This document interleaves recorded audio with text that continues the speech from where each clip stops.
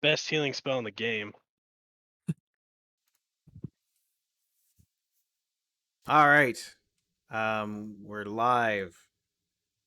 Welcome to this Wednesday's broadcast of Initiative Syndicate presents Dragon Heist, a very customized version of the story. So even if you know the story, there may be some things in here that you're not prepared for. So no spoilers, please. So we're gonna do a quick recap. We have the wonderful Cratch back with us this week. Um, Yeah.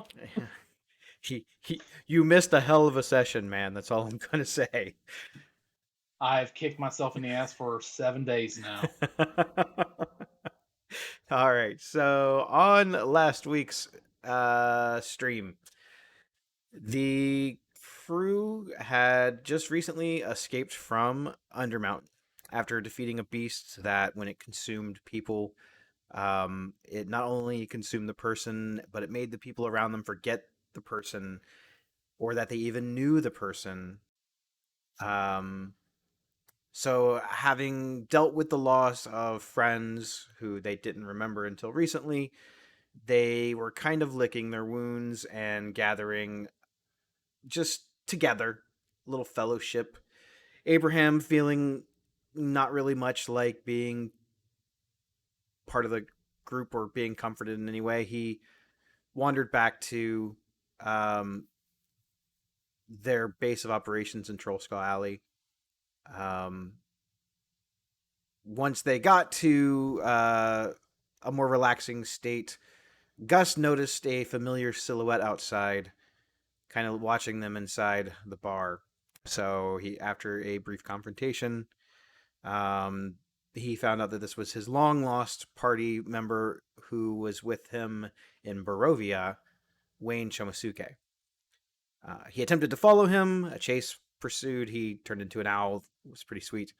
And followed him to a house somewhere deep in Waterdeep. With the hour getting late, he decided to regroup and gather his friends to go investigate it the next day. Um, the next day came. They were on their way to go see what was going on with Wayne or if he was in any kind of danger. And then there was a confrontation. A confrontation like a showdown in the Old West. Um, all of their old party members who they have not been able to locate since Barovia emerged from mysterious fog that had filled the city. The fog had originated from a storm in the middle of the sky. And at the crossroads, they knew that a confrontation was inevitable. Their friends seemed no longer their friends, but definitely changed. As Abraham, being Abraham, went to attack one of the ex friends, he was stopped like running into a brick wall. And from the mist that stopped him, Strad von Zarovich appeared, angry that this group of adventurers had been going around claiming that they had killed him. The battle ensued. It was pretty epic, and they bested Strahd, freeing the hold he had on this world and his friends' souls in the process. Where Strahd went, probably back to Barovia. Where his friends went, they're not sure, but probably back to Barovia as well to serve Strahd eternally. We are picking up right after that battle. So, Strahd's body has fallen to the ground, and you've watched his essence pour out of it. And it's this hollow husk, almost like not a real body.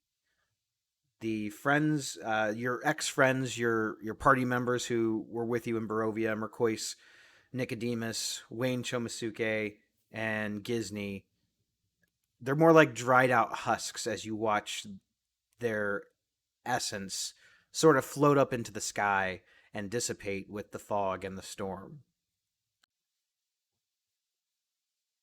What do you want to do? What the fuck was that? Yeah, that guy was supposed to be dead. We killed him once before. He didn't feel dead. Yeah, and he had possession of our old squad mates. Yeah, the turtle guy and our leader Nicodemus and Gisney. He was okay, I guess. Uh, yeah, and Wayne. Oh, I can promise you they're not your friends anymore. But I think it's best I go lie down, and I'm gonna pick my chain that was wrapped around my leg, the one that Andy used to wear around his neck. And I'm gonna rewrap it.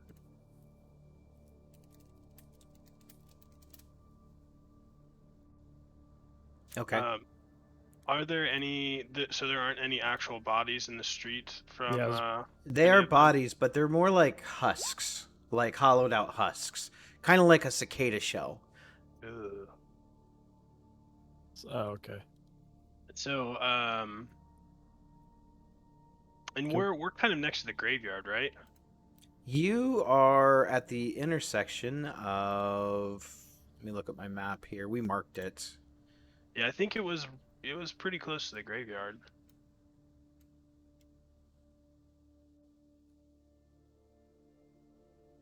Yeah, you guys were down.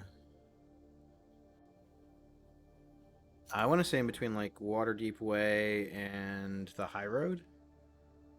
Were you guys down that far? No, you guys were at the High Road and Seduth Street. Yeah, that sounds right. So pretty. I mean, I wouldn't say really close, but like pretty close to the City of the Dead is what they call it. I think we should. I don't know that these are their real bodies, but I think we should go and bury them in the cemetery over there. Pay respects. Get them off the street. I think you would just be burying nothing. We have two options. We can go get some sleep, rest, and clean our wounds, or we make our way towards where they came from. I mean, where you guys saw Wayne walk in, maybe a spirit or all that kind of fled back to that area to rest. For reference, I am totally still a giant ape. Just listening to these two go back and forth. You are still a giant ape after having been polymorphed by Gus. We're up to an hour, so you got 59 minutes left. can, Um, can I check the bodies for anything on them that would be of use? Of course, you can check the bodies for anything that you'd like. All right. Anything, I guess. In terms of supply equipment wise for now.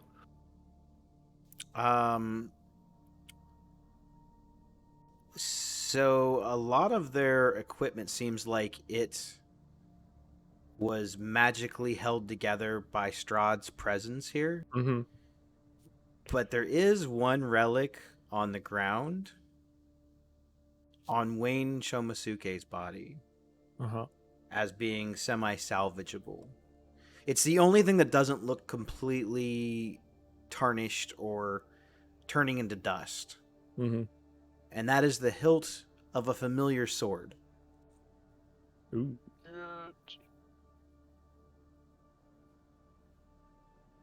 Can I pick it up? Yeah. with your big ape fists. With my big ape I mean, fist? you're like that. you're a giant ape. Do you think that you'd be able to pick that up pretty easy? I'd say that's a dexterity check disadvantage. At least at disadvantage. All right, here we go. You got to use the monkey's physical stats. Oh, that's right. Monkey. He's under giant ape on. Yeah, I got it. Damn. He's actually got better dex. He's got better dex than I do. Oh, he's got the same as I do. 16. So you're able to pick up the sword, but you're not really sure what it is now. It is familiar, but it looks like a shadowed version of the Sunblade that Wayne carried in Barovia. What I mean by that Um, is the original hilt was sort of shiny and gold, and it had a lot of fancy decorations on it. I mean, it looked regal. This thing looks like it's opposite. wow. It's sort of made out of black onyx, and there's, instead of having jewels on the hilt, there's um, they're more like diamonds. Mm-hmm. Moonblade. Woo. Can I inspect the body then and see, do they still have like the vampire traits to them? You're not sure. Okay. Like I mean as in like do they have fangs and So I want you to claws? imagine a body laying out in the sun for a while. Oh, okay. You know, like when you see a cicada on a tree and all that's left is like the little shell? Mhm. That's kind of what it looks like. It almost looks like they shed their skin. Okay, I see. All right. Then I guess that's it from me. The giant ape. I will hold on to the sword for now and maybe do something with it when I'm not a giant ape anymore. Yeah, I still say we get rid of the bodies in some way. I don't want some poor folks to come along and have to deal with this, and then I'm sure people saw us here. We don't need to be in trouble with the law again. So I'm gonna start like picking up the shell of Nicodemus and kind of signaling people towards the city of the dead.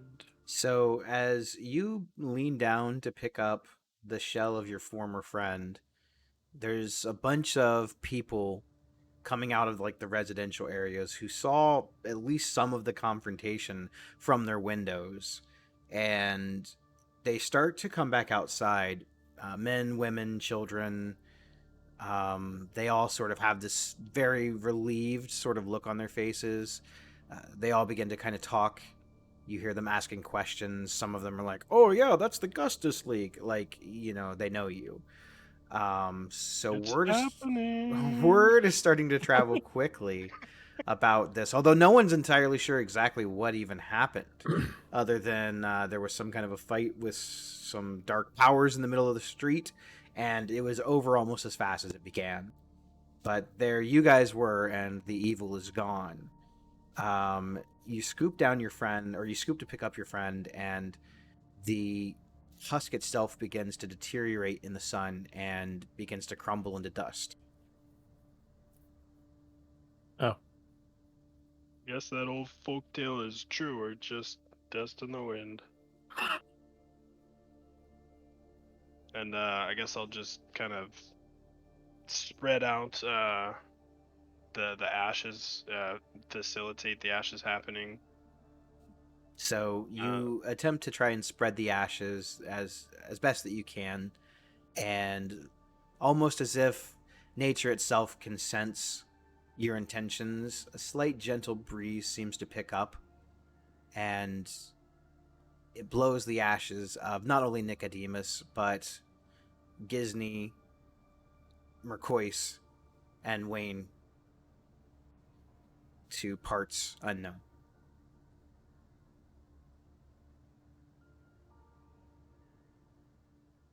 Oh well, that was easy.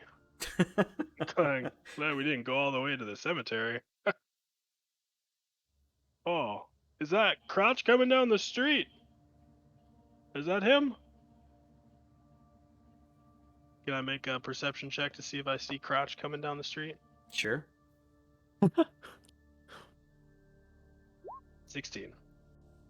Yeah, it looks like the outline of your friend Cratch is heading towards where you are all at currently. Crouch, you missed all the fun. Well, not so much fun, but you missed a big battle. What the heck you doing? I'm gonna run up right up to Gus. I'm like, look, do you see anything different about me? I'm like right up in his face, like pointing right at my lip. Like, look. Uh, did you get taller? No, that's not it. You did something with your hair. Yes, Gus. I fixed my hair. It looks wonderful. Thank you. I'm disappointed that he didn't notice. I'm just gonna go over there. I'm like, oh yeah, I notice. You fixed your lip, but it's just intelligible monkey sounds. We're gonna need you to RP that, please. Oh, is that And I'm gonna be like, is that what it sounds settle like? down, Abe. Settle down. Oh Like, yeah, I'm not fighting you, Abe. that's actually our wizard friend Lictus. He was tired of being tiny, so I turned him into an ape. And he almost died. Well, I think from here we should probably go investigate the house they were staying in, see if there's any clues, anything they left behind, if their bodies went there instead of back to Barovia. That was kind of what Abe was saying.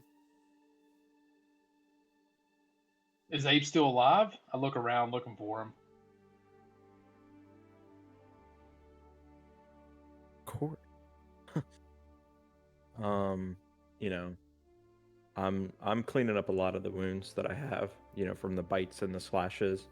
Like I'm almost unrecognizable because of all the blood that's actually on my character. I look like I'm on my last leg of life. I'll walk up to him. You need me to carry you out of here? Redemption! Who are you?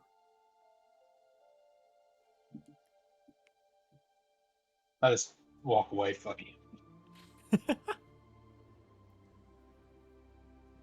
Could have Steal a swore that dick. guy looked like Cratch, but he didn't have a messed up lip.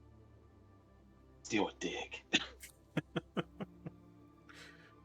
Yeah, come to think of it, do you think that was someone trying to pass off as Cratch? Not the real Cratch?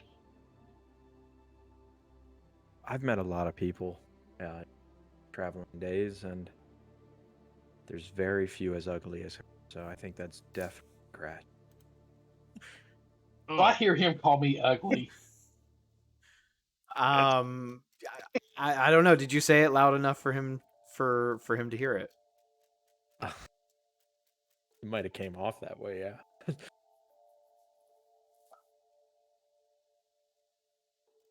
You see, what he was saying is you're one of a kind.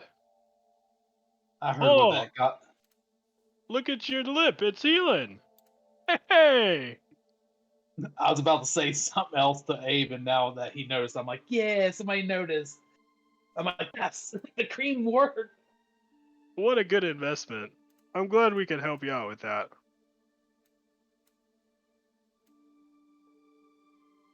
Well, I'm gonna, I think we start leading the way down to the house they were staying at. Maybe do a little investigations there. What's everyone think about that? I just give a monkey yes. It's not in my head. I don't know if we'll be able to fit in the door. But... So the All right. the consensus is that you are heading back to Troll Skull Manor. I just walked over from there. Okay. So your party definitely wounded, other than Cratch, and kind of Fully contemplating, healed.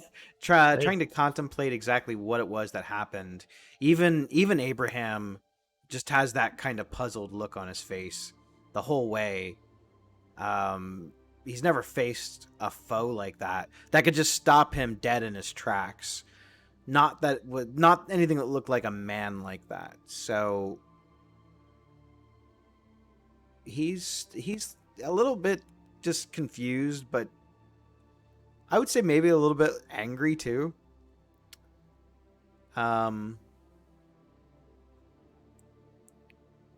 Now, on the way, you are trying to recollect some of the information that you got from the interrogation, because all of this happened within the span of not that many hours, and you're still attempting to find out exactly what was going on with this gnome.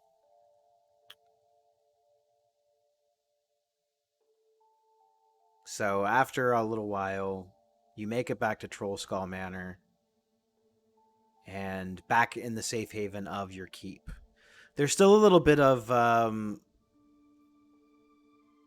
would say, uneasiness you sense within Troll Skull Alley. Even though the bodies have been taken away and the burn marks from the explosion have been cleaned, it still makes you feel a little bit uneasy yourselves, wondering, why was this gnome on the way to bring you something that you didn't know anything about? And where is this something now? So you are back at Troll Skull Manor, and I will leave it to you.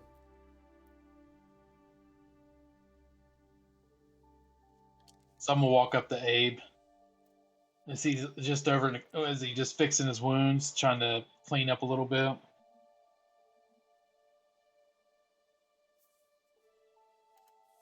Yeah, I mean, he's using, just like torn pieces of clothing, rags, stuff like that, just to kind of wipe and stitch up any kind of cut he can actually manage. Nothing too crazy. Do you need any help with any of that? Maybe dressing the wounds, getting a taste out of your mouth. I think I'm okay. Are you? I still have a little smirk on the side. Are you really? It's been a long 2 days. I suggest you get out of my face.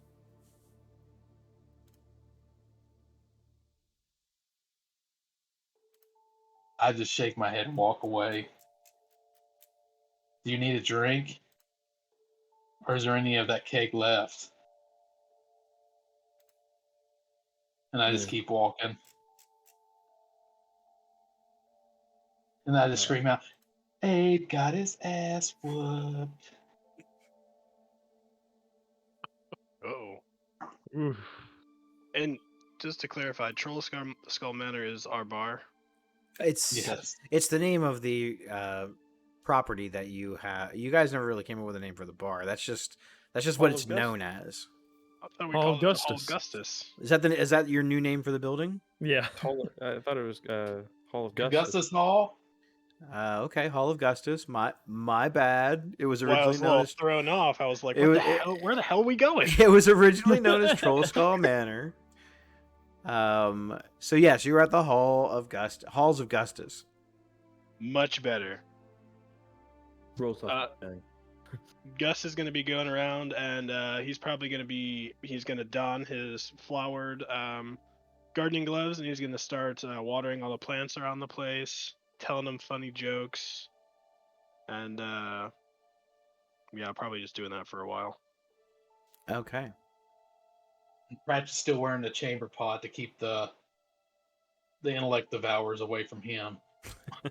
That's fair. And I think once we get to the Hall of Gustus, I will drop concentration on polymorph. Okay. So yeah, you guys are obviously there. So polymorph is kaput. You're no longer a giant ape. Yay. Back to 2 hit points. Back to 5 hit points. Holy shit. Actually, I have 18. Nope, I have 18 for the next 15 minutes. So Plus since 18. it's still relatively early in the day, it's only maybe mid-afternoon. Are you wanting to try and get a full rest right now, or are you just trying to get a short rest?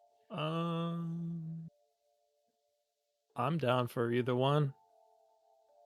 We could do anything. I could be fine with a short rest as long as we don't get into big trouble. Yeah, I can do a short rest. Yeah. I mean, I can't guarantee that. You guys have a tendency of finding trouble. Yeah. Well, I think he's giving it his hint. No, No, that's not a hint. I I'm know. just saying, you sometimes find trouble. That happens. so what's on our agenda today, guys? While we're resting up and hanging out here. Did you guys find anything out on that gnome? We found a little bit. We found out that the person who stole the thing off of the troll or the gnome, forget, he seemed to be Alakar? yeah, construct of sorts that are being stored at a warehouse. Where the warehouse is? Yes. I don't remember off the top of my head though. We marked it on the map far to the west, off of Shark Street. Okay. If you look at this map Yeah. here, denoted by all the green. All right. You guys are no shape to go over there and investigate, are you? Probably Well, not. Well, if we do end up just taking a big old rest during the day here, we can go tonight and maybe be a little sneaky about it. Yeah, Because could I do kind that. of get the EBGB vibe coming from that robot factory. Yeah. While we're here, I'm gonna resummon Benjamin Okay. through my gem focus. Okay, you got it. Your little undead fox friend materializes from the planar void. I just like to think that his essence goes back into the gem. I think that's where we'll go with. Kind of like a dimension pocket inside the gem.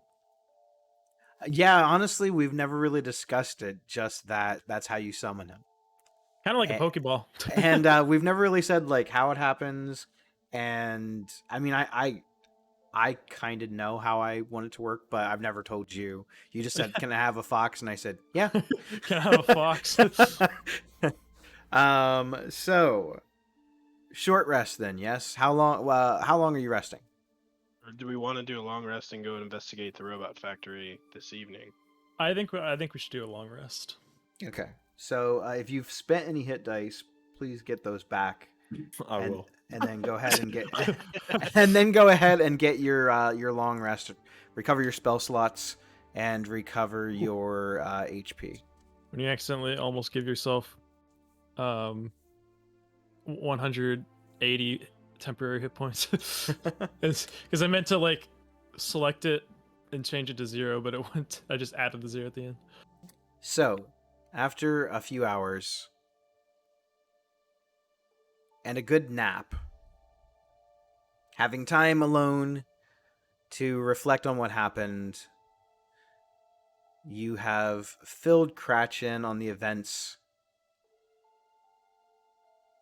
of the past few hours, the information that you've gathered from the interrogation of the dead bodies. You've filled him in a little bit more on Barovia and the conflict that was within the street. And he explains that he was up late drinking with Durnan. He kind of felt bad after, Durnan really didn't have anyone anymore. And now having that realization, he just didn't want him to be by himself. Well, I'm sure glad that we got an awesome teammate that can sit there and get his whistle wet while we get our ass kicked. He must not be as useful as we think.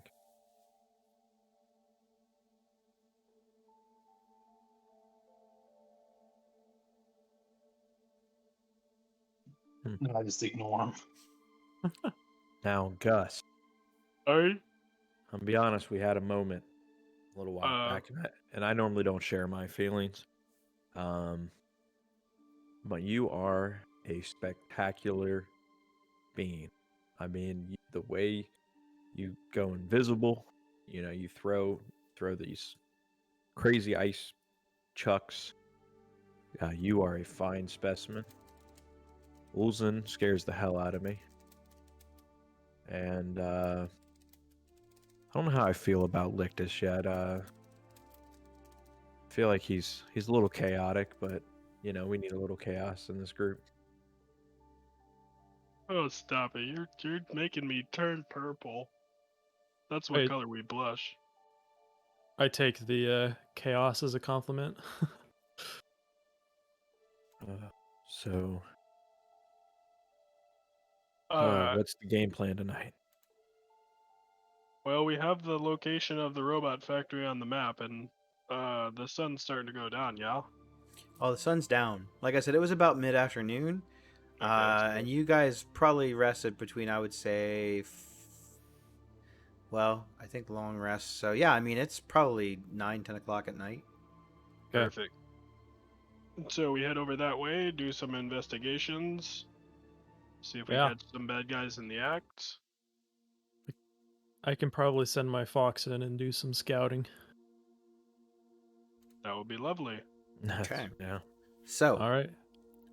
with the only clue being an eyewitness that claimed to see a humanoid-shaped automaton who maybe launched the fireball attack. You were recalled to memories during some of the festivals of a being known as a nimble right. I'm going to send you guys a image of that so you guys can kind of see. I am not going to send you an image of that yet. I will send you an image of that later. But it's basically like a metallic man. They look kind of clockwork.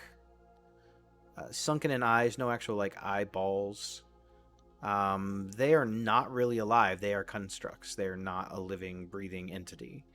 They usually are entertainers of sorts. At least that's what they have mostly been used for in the city. It's not uncommon to hear of wealthy people purchasing these as maybe servants around the house, or even as personal bodyguards,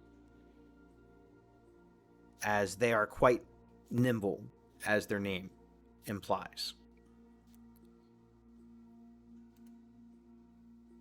So you decide to go to the place where these are manufactured. And that place is known as the House of Inspired Hands. After travel in the very well-lit streets, you make your way to the area on your map. The House of Inspired Hands looks like a cross between a temple and a workshop. The symbol of Gond, a toothed cog with 4 spokes, is displayed prominently.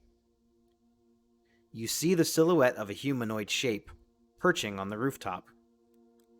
It extends an arm, releasing a tiny metal sparrow into the sky. The bird does a few loops in the air and then veers right at you. I need everyone to roll for initiative.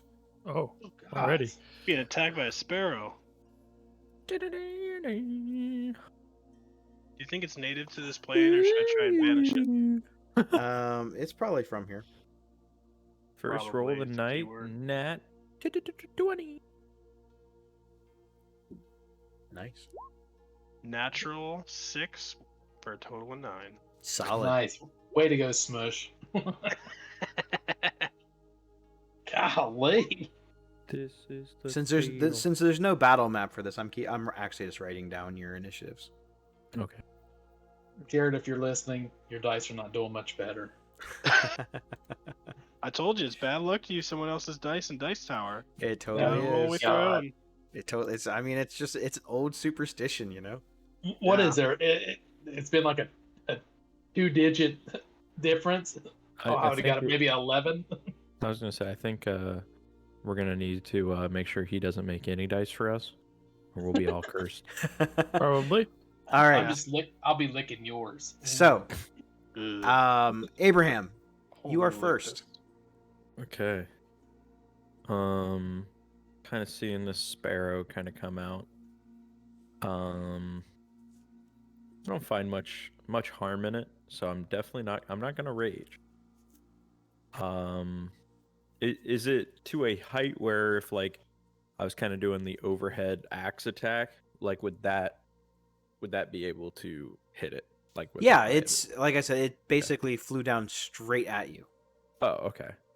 Yeah, I'll kind of give it like the batter up and just take a big axe swing. All right, go ahead and make an attack roll. Watcha! 12. Does nothing. Watcha! Second attack. It's getting worse. Wow. Let me take a look here. Vroom, vroom, Wow, that's actually hilarious. Both swings miss. I got stormtrooper aim right now. So Abraham winds up like he's hitting one over the fences and takes 2 swings with his axe and hits nothing. That's going to bring it up to Lictus. Must be all the blood I lost. Still a little dizzy. Let's see. What do I want to do?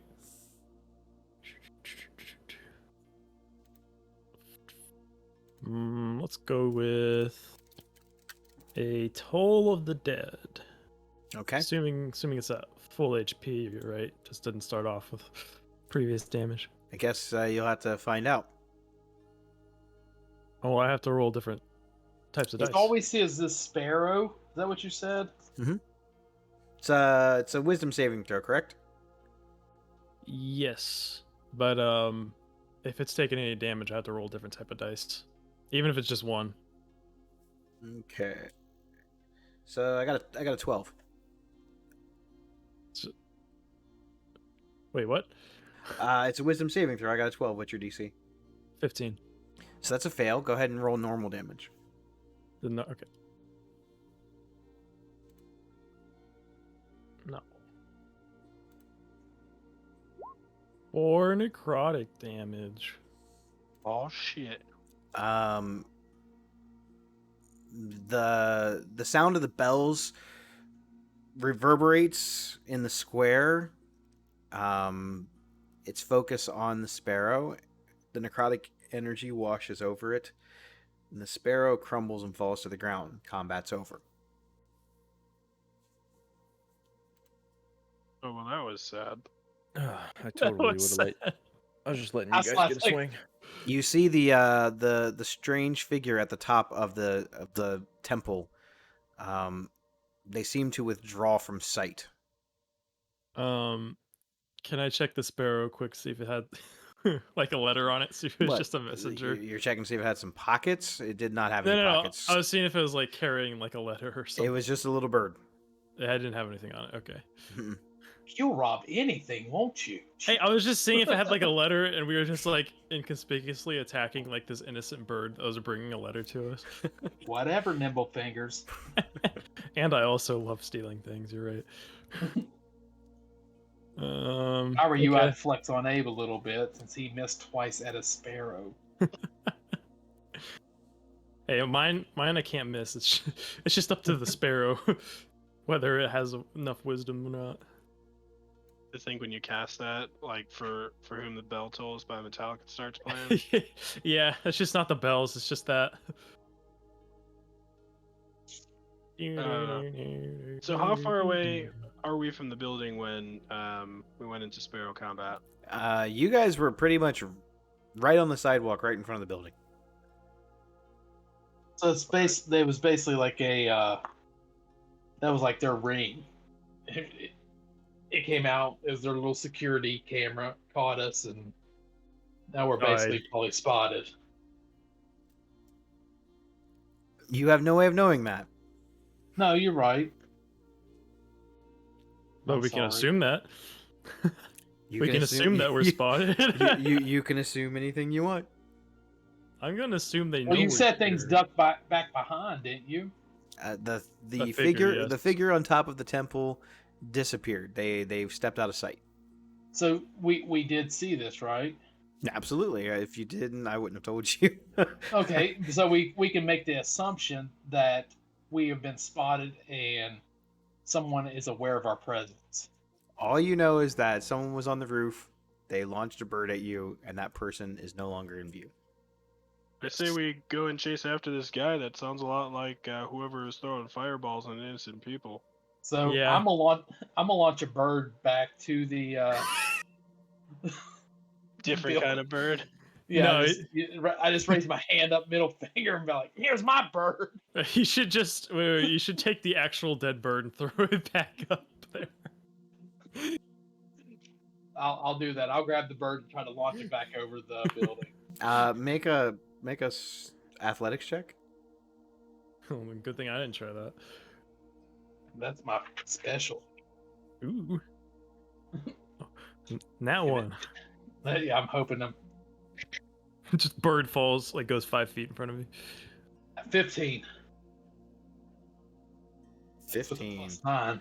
So that's with +9. So you pick up the thing. It's not much heavier than maybe a small rock, and you launch it up. You're able to get it up to the roof level. You hear it hit the top of the roof, but that's it. That was all I was So- going for. So I'm gonna try and start kind of leading the way back behind the building where that guy disappeared, and see if we can catch up to him. So I'll signal everyone to kind of come with me. So you slink behind one of the alleyways next to the temple, and you don't see anything. You don't see where anyone came down. You don't hear footsteps. So did he disappear back into the building? I don't think we know where he went. Well, he said he like went off to the shadow. Like, where was he again? He was on top of the roof. He was on top of the roof. Okay. So, all right.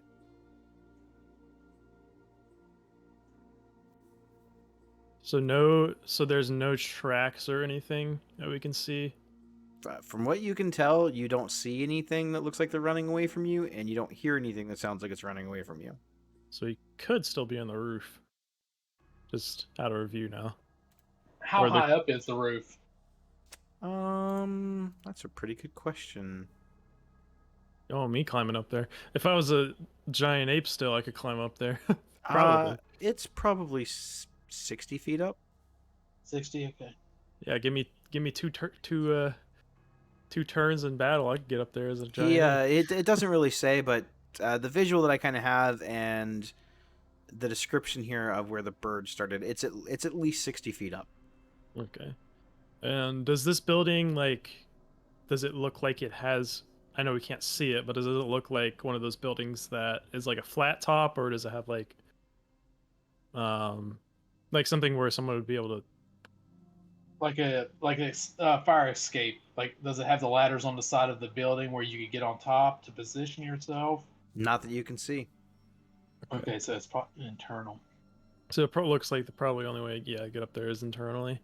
So he could have went into the building. I say maybe one of us stays outside and then the other ones go, or one of us stays outside and then the others go inside,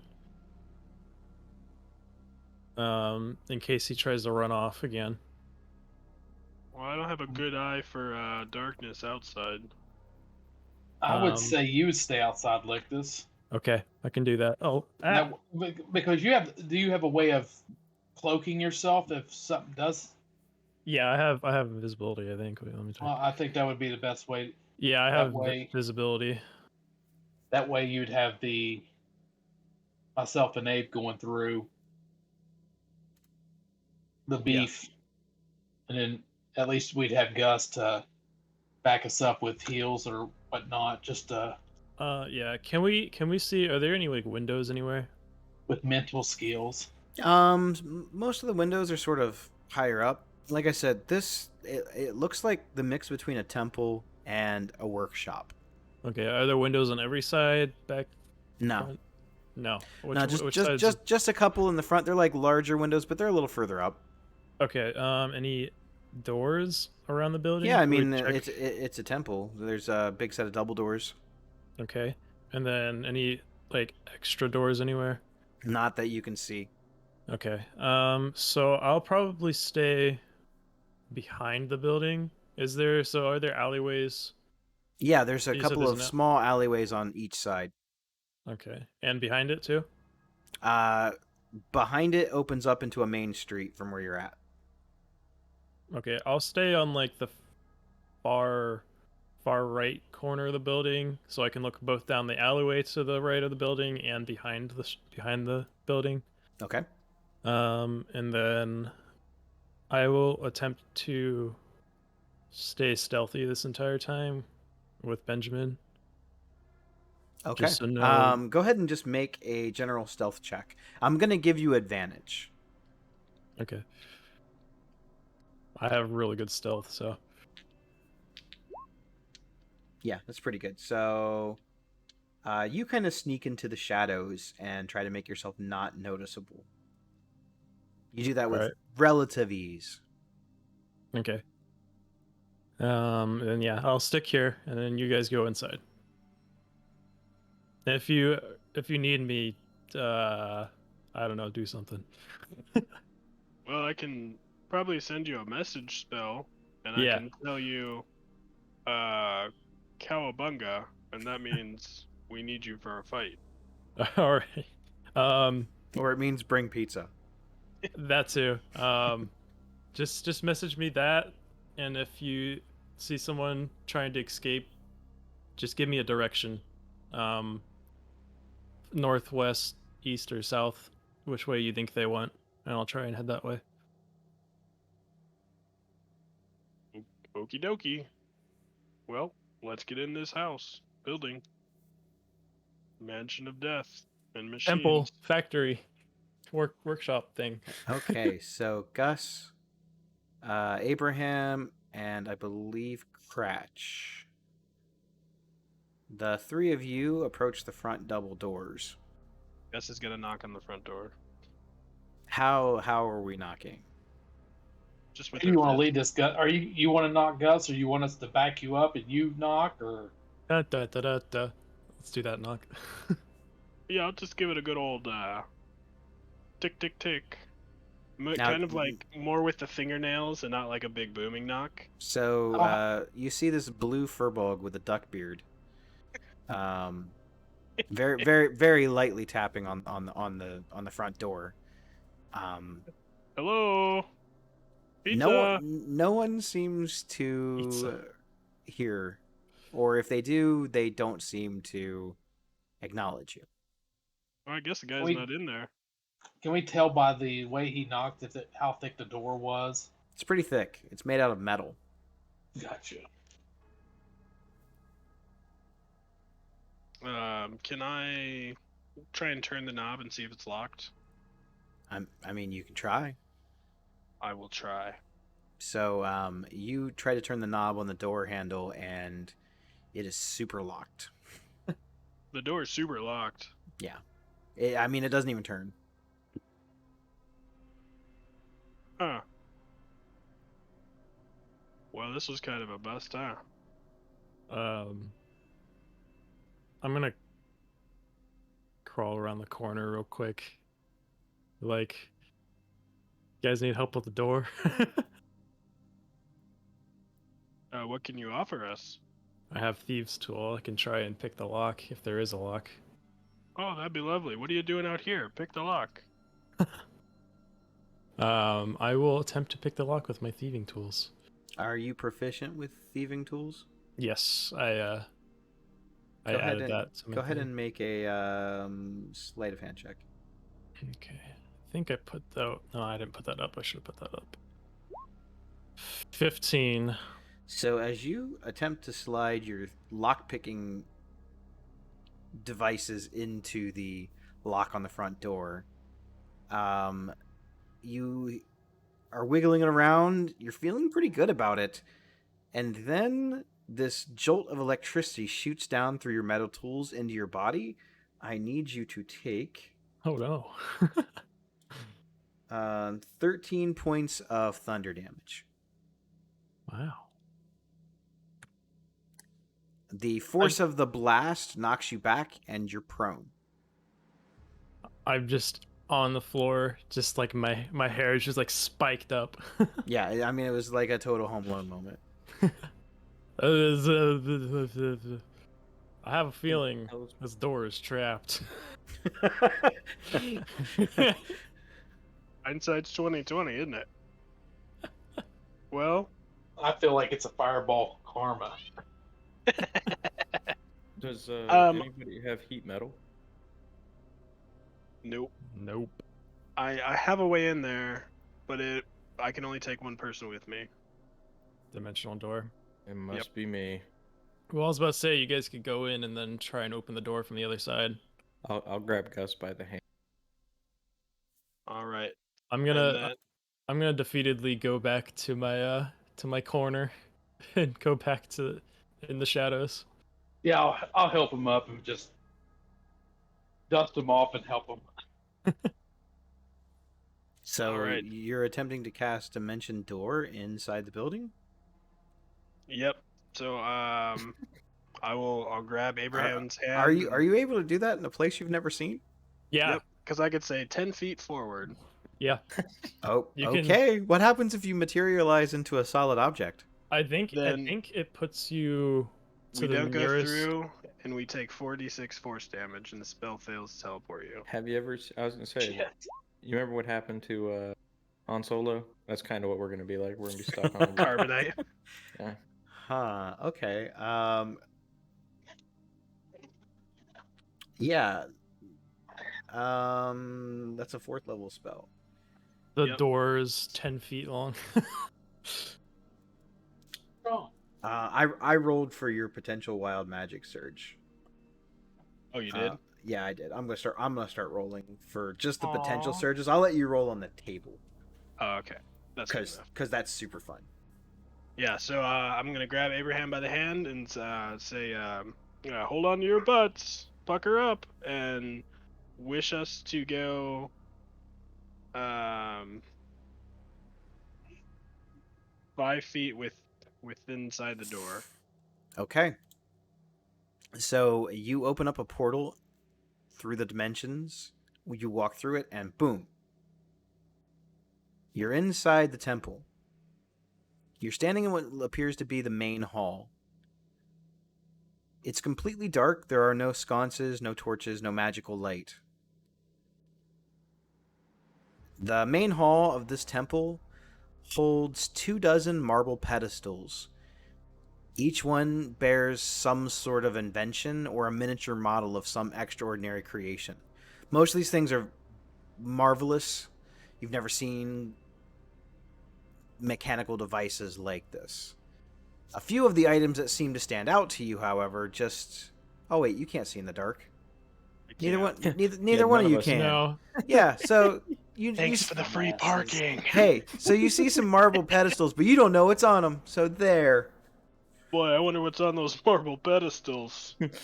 I'm Certainly gonna couldn't turn. be- Their inventions.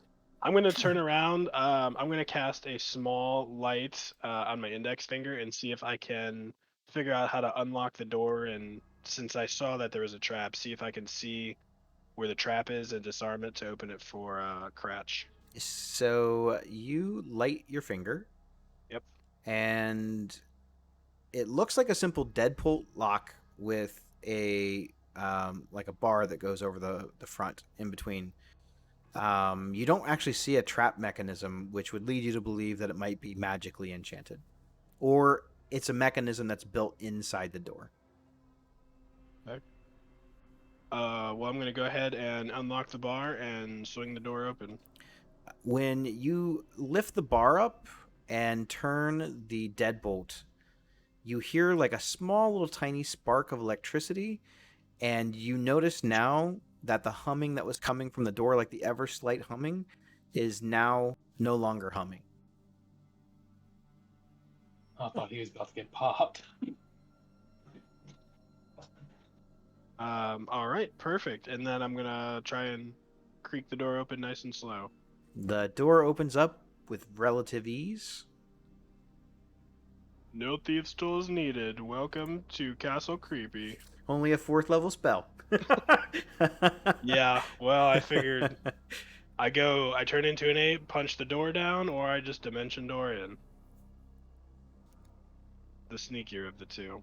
Turn into Okay. an ant and pick the lock. So, Abraham, Gus, and Cratch, you're now inside. Cratch, are you able to see in the nighttime, in the dark? Yes. All right, so I'm gonna put out my finger light and just kind of hand on the shoulder and follow Cratch. Okay.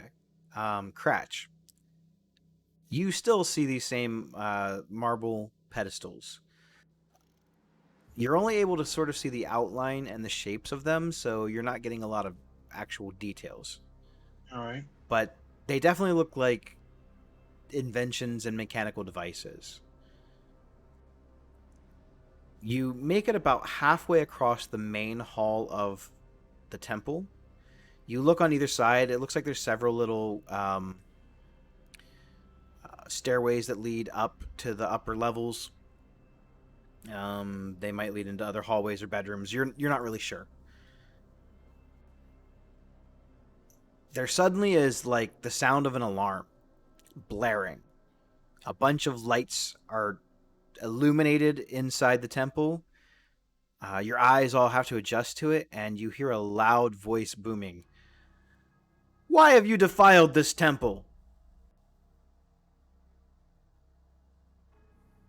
I'm sorry, we didn't make a poop or anything.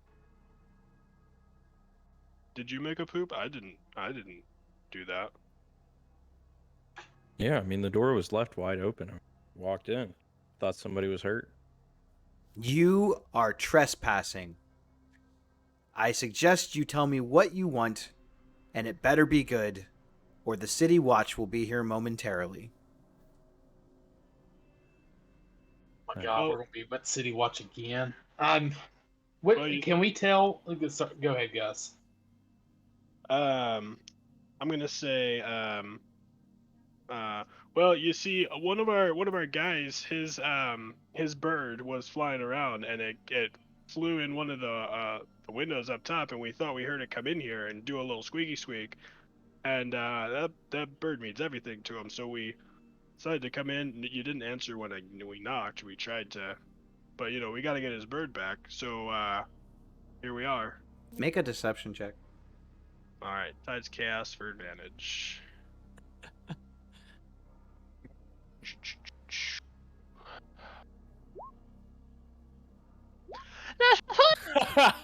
Oh shit!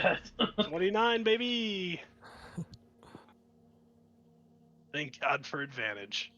You don't actually expect me to believe that story, do you? Wow. So is it maybe on was- intercom, or can we hear it from one of the hallways?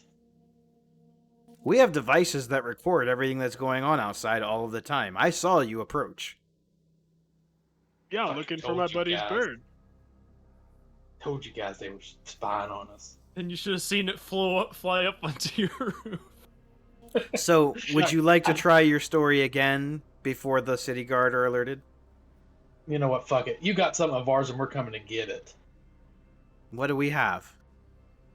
We're going to find it, and you're going to figure it out. All And now right, I'm so confused. we are actually working for the City Watch. So you go ahead and call them. But we are undercover. I know you're not supposed to say that, but we're undercover, and You're we're not very investigating- good at this. Well, this is our first undercover job. Thank you. We are following a lead here, as one of the eyewitnesses to a triple homicide murder. Said that they saw a robot man casting fireballs, and the description led us to this place. A which robot makes man. Robot man. Oh yeah. It's eyewitness reports. And So- I was there. Yep. That sounds right, Rook.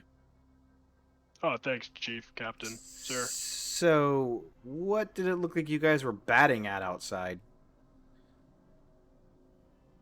See, it's funny you say bad. It was actually a sparrow. At this Yep. time of night? It was thrown at us. I mean, we got scared. What do you mean it Me was? again. What do you mean it was You- thrown at you? Who threw it at you? You've got the Guy on the recording. roof. You can go and look, right? Yeah, yeah. You got this place on lockdown. It's not like high definition video, okay? You Well, really need to upgrade your magic. The fuck Then is how high can def? you? Yeah. I mean, you call this a fort, a temple? So the alarm silences, and from one of the upper chambers on the right-hand side of the hallway, you see a dragonborn dressed in robes. They're kind of meek, not really flowing, very simple, like a stone gray color with a hood. It gives you very much the vibe of like a monk.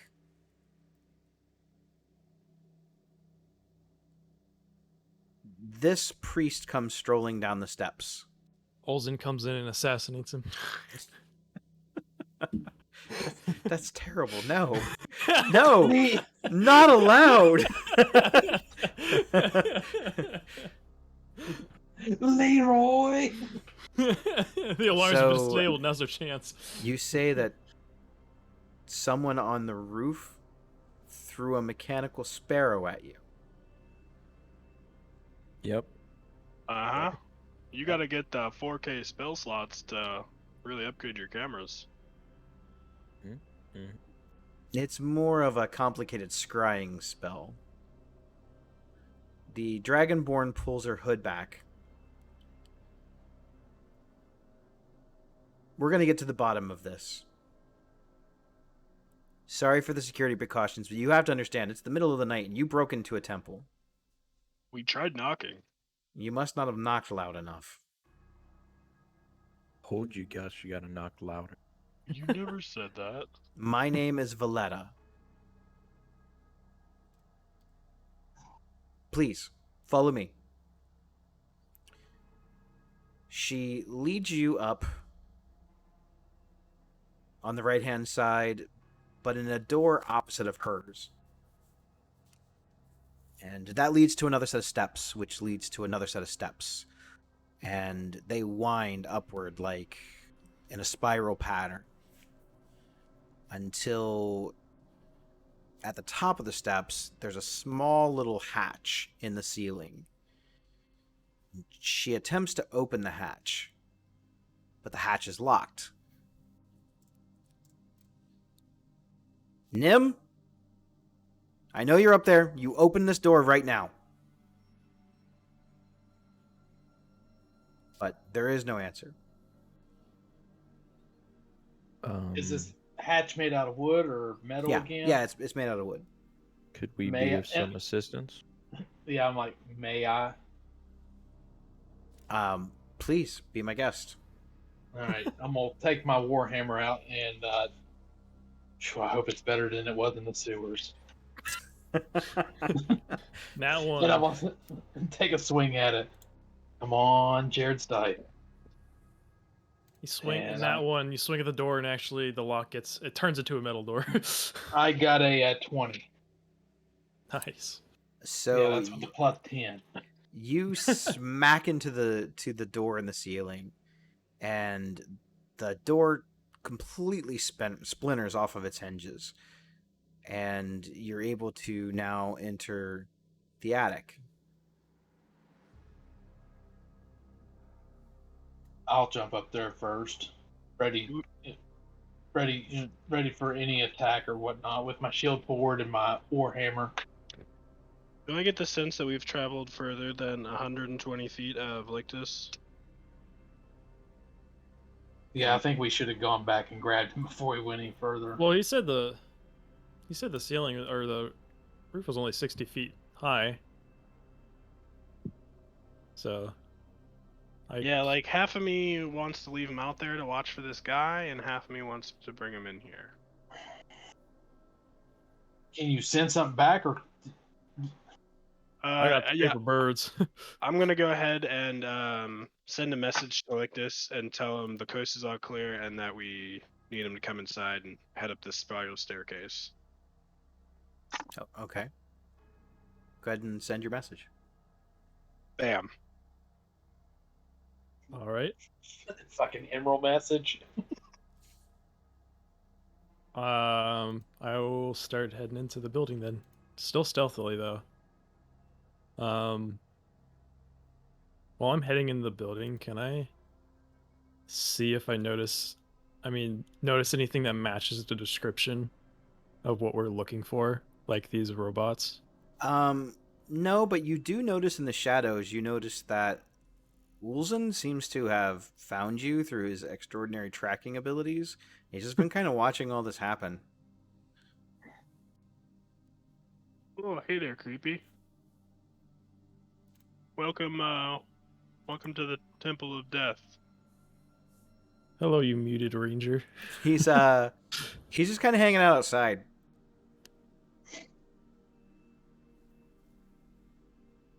All right, cool. I'm gonna motion for him to come inside. Then we'll just head inside. Okay. So, your friends join you inside. They climb the steps. And Cratch goes up into the attic first. It's dark in here except for one small lantern on a desk.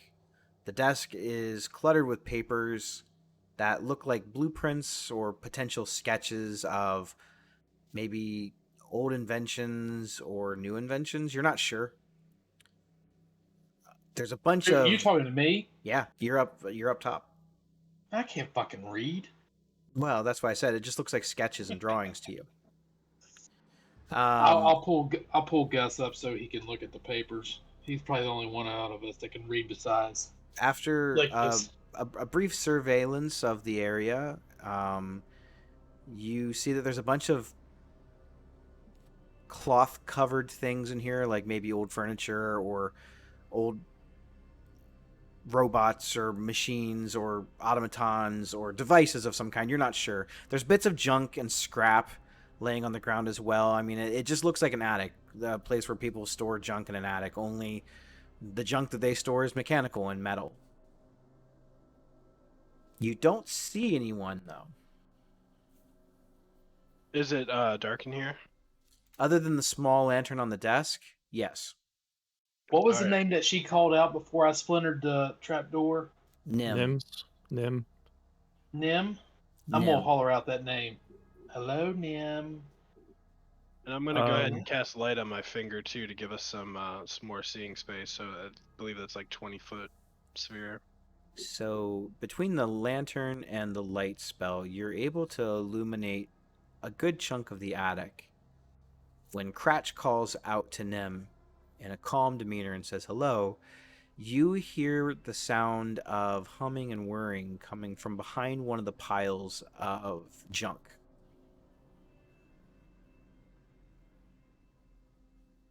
Hey there, Nimmy. We've come all this way to see you. You see a mechanical face peer around the corner of the pile of junk, and if it had eyes, you would know that it's looking right at you. But then it shyly ducks back down under the pile. Hey, don't be scared, little guy. My name is Gus. I'm part of the Gustus League, a group of extraordinary superheroes here to protect the city. Can you come out and have a little word with us? Is there any other exit besides the one we came in? Just You see there is a door that looks like it might go out towards the roof. how far is Nim from it? I'd like to keep where Gus talks to him with it and ease my way towards that door to kind of block it in case he wants to make it. Nim is probably 15, 20 feet away from the door.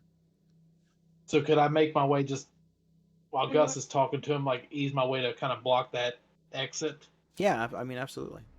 Okay, that's what I want to do. I want to ease my way over there, not make anything, no quick movements to startle him while Gus goes through his little repertoire. So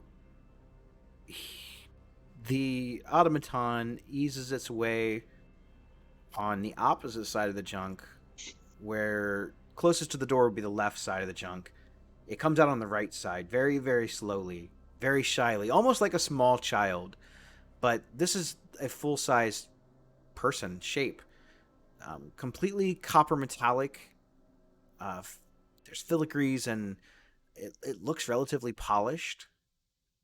Um, it shyly comes out and looks in Valletta's general direction, and then back at the rest of you, and kind of holds its head down like it knows that it's in trouble. But it does approach you very, very, very slowly. So you said it's about like a human height, like 6 Yeah, feet, it's 5 probably feet. about 5'8", 5'9". Okay. Um. So I'm gonna like gesture for him to just like have a seat on the floor, and I'm gonna sit down as well and like cross my legs and just kind of give off like comfort vibes. Okay. Just like nice little. Okay. He's not quite sure of the gesture, so he kind of tilts his head to the side, and like I said, if he had eyes, he would be looking at you, puzzled. Valletta kind of picks up that he doesn't understand. He doesn't speak, but I'm able to communicate with him. We have a sort of, it's like a sign language. Does So he what understand common? he does understand what you're saying, but he's not able to speak back.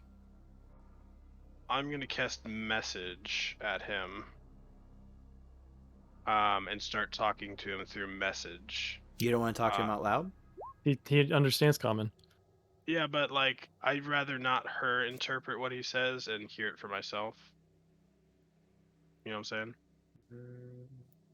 Yeah, how do we know she'll interpret it correctly? Yeah, like she Or seems give us. all. Yeah. She seems trustworthy, but also I'm trying to get his trust to open up with us. So the target of the spell is able to reply back in a whisper that only you can hear. This creature can't talk. Yeah, Oh, it's not a telepathic thing. It's more of like a speaking thing. All right, forget I did that then. I forgot that part. Can it write? He knows some words.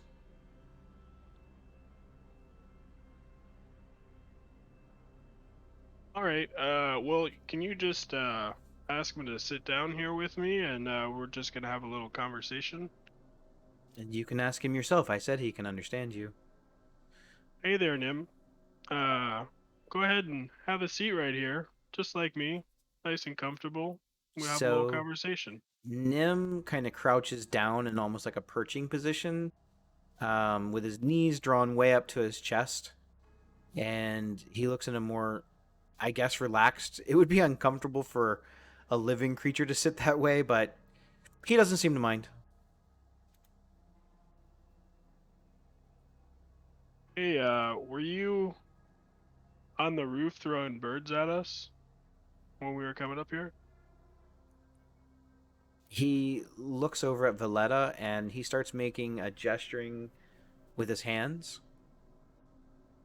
And she says, "Yes, I was on the roof." Why'd you throw that poor bird at us? He makes more gestures. You can hear the gears inside and the servos inside of his fingers making metal on metal noises as he's responding. The sounds of springs being stretched and then flung back into place. He says he was afraid. Ask him why he's afraid. What are you afraid of there, buddy?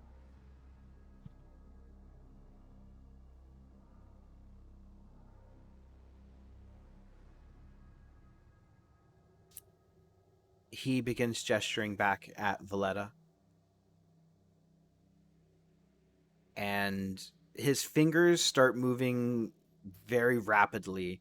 His gestures start. He seems not. He seems like a little kid who's definitely in trouble. She kind of nods her head, like she understands what he's saying. and she's looking kind of puzzled a couple of times, making almost like she's making sure that that's the right word that he means. And then he sort of stops and he kind of looks down at the ground, almost ashamed. And Valletta kind of takes a moment and she says, well, from what I understand,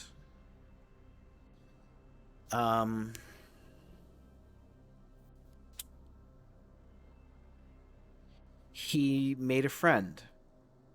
And not in the way that you or I would make a friend, but that he actually made it. He made another Nimblewright. He said that he was lonely and he wanted a friend. But something wasn't right with that particular creation, and it fled in confusion and terror about a month ago, and he hasn't seen it since. He didn't want to tell anybody about it because it's kind of forbidden for machines to make machines unless approved by the living. So he made this machine to be his friend? Yes. Oh, okay.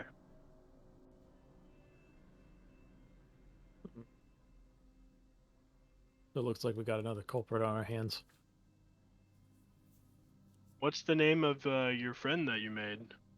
What's his name?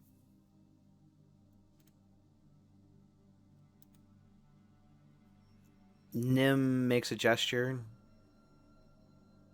and then a few more gestures. Valletta says,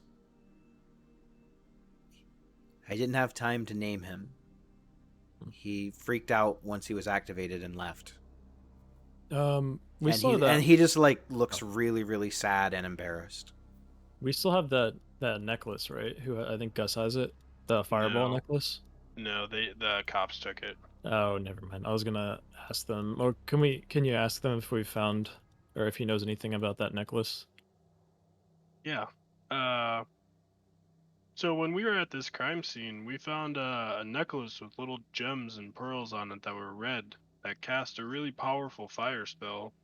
Do you know anything about that, or have you He seen looks one? he Have you looks had one? really kind of shocked. For a creature that doesn't have any sort of eyes, his facial expressions, he's very good at expressing how he feels just through gestures. And he shakes his head no, and he makes a few hand gestures. The servo's going off like mad. And Valletta says no, he doesn't know anything about that.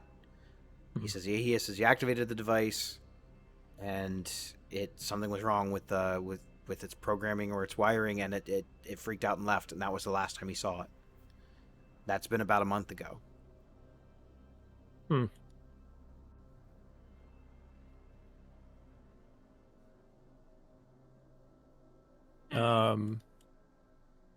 I ask Valletta, like, this is the first time you've heard of this? Yes, like I said, it is sort of forbidden for a machine to make another machine, at least one like this, that has some level of sentience to it without a living creature being behind the creation. I had not heard about this.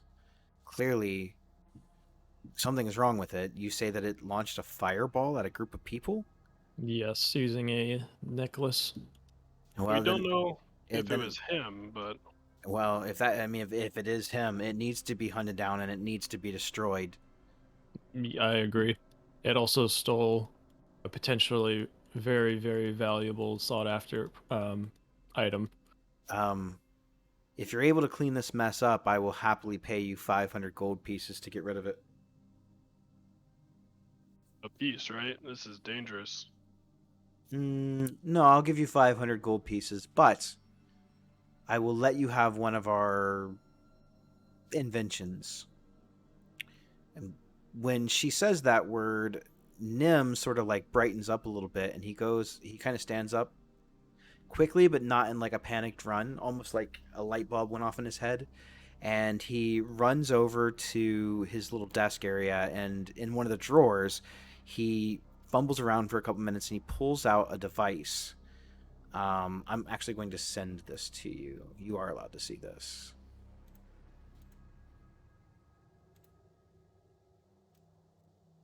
Well, I'm gonna have to save it because it won't let me actually send it. But it looks sort of like a uh, like a metal spike with a bunch of copper gears and a handle coming off of it. And at the very top, there's like the littlest, tiniest yellow and orange umbrella. It's a little bit bigger than maybe a wand. I'd say it's maybe about the size of. It's maybe 2.5 feet in length once it's fully extended.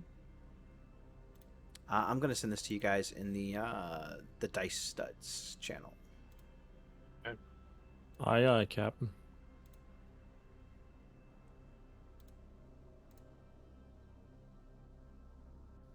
When Valletta is relaying all this information to us, can I make an insight check just to see if it looks like she's making up something or she's leaving anything out? Go ahead and make an insight check. 15. She seems very honest, and she seems a little bit disappointed in Nim. Hmm. Almost like a parent being disappointed in a child. All right. Okay. So I'm gonna ask Nim, what does this little guy do? He starts making some hand gestures, and Valletta interprets and says, "This is a device that I invented using some enchanted pieces. It will detect the presence of a nimble right within 500 feet of it." Okay. And he kind of makes a gesture to kind of show you how it works. He shows you to squeeze in the handle on the side, and the spinning and whirring and clicking on the inside of the device will begin to accelerate. So as you get closer to the target, the more it spins. As you get further, the less it spins.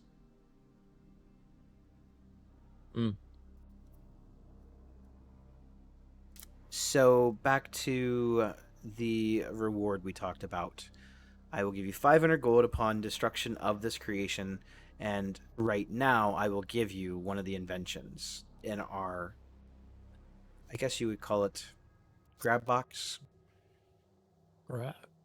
Crab box. Grab box. It's almost like a inventions that we didn't quite make the great show.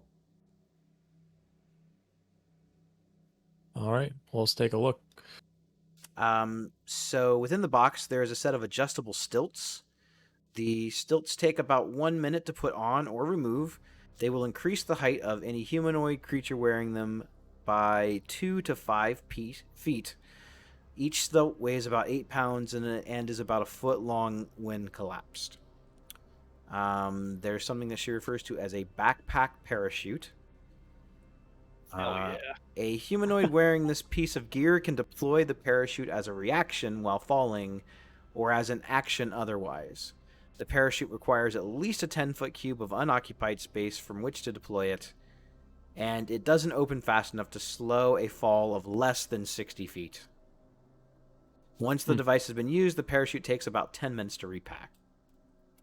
So you can't test it off the top of this building. No. No, you have to test it down the well. There is something that she refers to as a barking box. This is a metal cube about 6 inches on a side and has a crank on the top. Using an action to wind the crank activates the box for 8 hours. While activated, the box will bark whenever it detects vibrations within 15 feet of it, as long as the box and the source of the vibrations are in contact with the same ground or substance. A switch on one side of the box sets the device to emit either a small dog's bark or a large dog's bark. And That would be great at the bar. Yeah. Like as a alarm. Alarm system, yeah. Number 4 is a matchless pipe. A switch made of flint is built into a bowl of this fine wooden smoking pipe. With a few clicks of the switch, the pipe lights itself.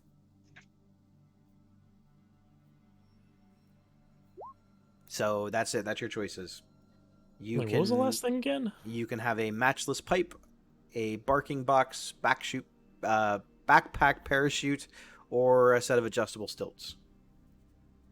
I say the barking box. That just sounds. Wait, what does the Yeah. pipe do again? It just lights itself. I Interesting. thought you were the smart one of us. I didn't really concept it Okay. very well. Hearing's not your specialty. No, it's not. That's why I have the fox. It listens for me. I think the barking box would be fine, or Okay. or the parachute. Yeah. So cool. it looks like the consensus right now is barking box. Is there anyone in the group who does not want the barking box? I could I'm go good with with it. barking. Yeah, barking box is fine. Oh, yawn. All right, going once, going twice. Barking box. Yay, Sold barking to the box. highest bidder of 500 gold pieces. So Olsen said he could bark. Yeah, I know. So then we agree. You are to destroy the rogue Nimble Right, and upon its destruction, I will give you 500 gold pieces. All right. Sounds good. Does Nim? Do you know where this thing person guy may have gone? Well, Where that would wasn't it. where would you go? That wasn't insensitive at all. Where this thing went. Well, then I said other words. He wouldn't know. He's never met an automaton before. Gus. He makes some gestures with his hands, and Valletta says he probably would have went away from people, or Like at in the least, sewers? or at least away from a lot of people. Well, I mean, we did see him go into the sewers, but we weren't really able to chase after him. Did you? Did you see him go into the sewers? Oh, that's true. Technically, the kid saw him go into the sewers. Did the kids see That him could have go into been the the- sewers? But the kid also. Oh, think wait. he saw the No, he abomination. didn't. we took I out. think that you guys have Mandela effect because I never said that. No, he never said that. He said he went towards the bent nail. That's all we know. No, I never said that either. What? We're giving a shitty facts licked. Man, look I at you think guys. this Mandela fella's having a great effect on me. Look at you guys not taking good notes. No, Yeah, come on, guys. Let's I see didn't those write notes. it down at all. This is all off memory because I was too distracted by the other stuff that was going on. There was a during lot the going on right session. then. That's true. Yeah. And then Abraham I thought- almost went to jail. So what was going? I wrote down the same thing. Headed towards the bent now. That was the person who picked up the stone, but the person who picked up the stone was not the person who launched the fireball. It's all I didn't coming together. realize that. So I wasn't there for the the interrogation. So. Gotcha. I was gonna say I was legitimately there, so I have. You were in like half rage trying to find a reason to go to jail. Not when they did the interrogation. The interrogation, I wasn't there. I went home. Okay. So clearly you true. guys did not take your notes. I will give you a brief recap of the interrogation. Recap No, time. just half-ass. So now that your note taker is here, you might want to write some of this down. This will also be good for the people who missed last week. Things that were learned from Sorry, I had to poop. the interrogation. One of the victims that they interrogated was a rock gnome named Dalakar. He was a spy who was working for Lord Neverember. Lord Neverember that. is Raynar Neverember's father. This gnome, Dalakar, had an artifact in his possession known as the Stone of Galore. He was bringing the stone to you guys. His thought process behind this was he could give this to you because you guys saved Raynar, meaning you were at least capable of doing some pretty awesome things, and that when the heat died down on him, he would come back for it later. He knew that he was being pursued by assassins.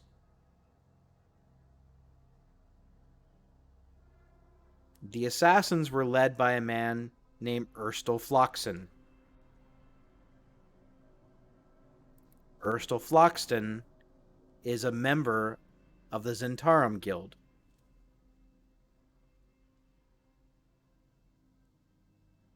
But not the faction of the Zentarum that Davril is a part of. Erstal Floxton was hired to steal the stone.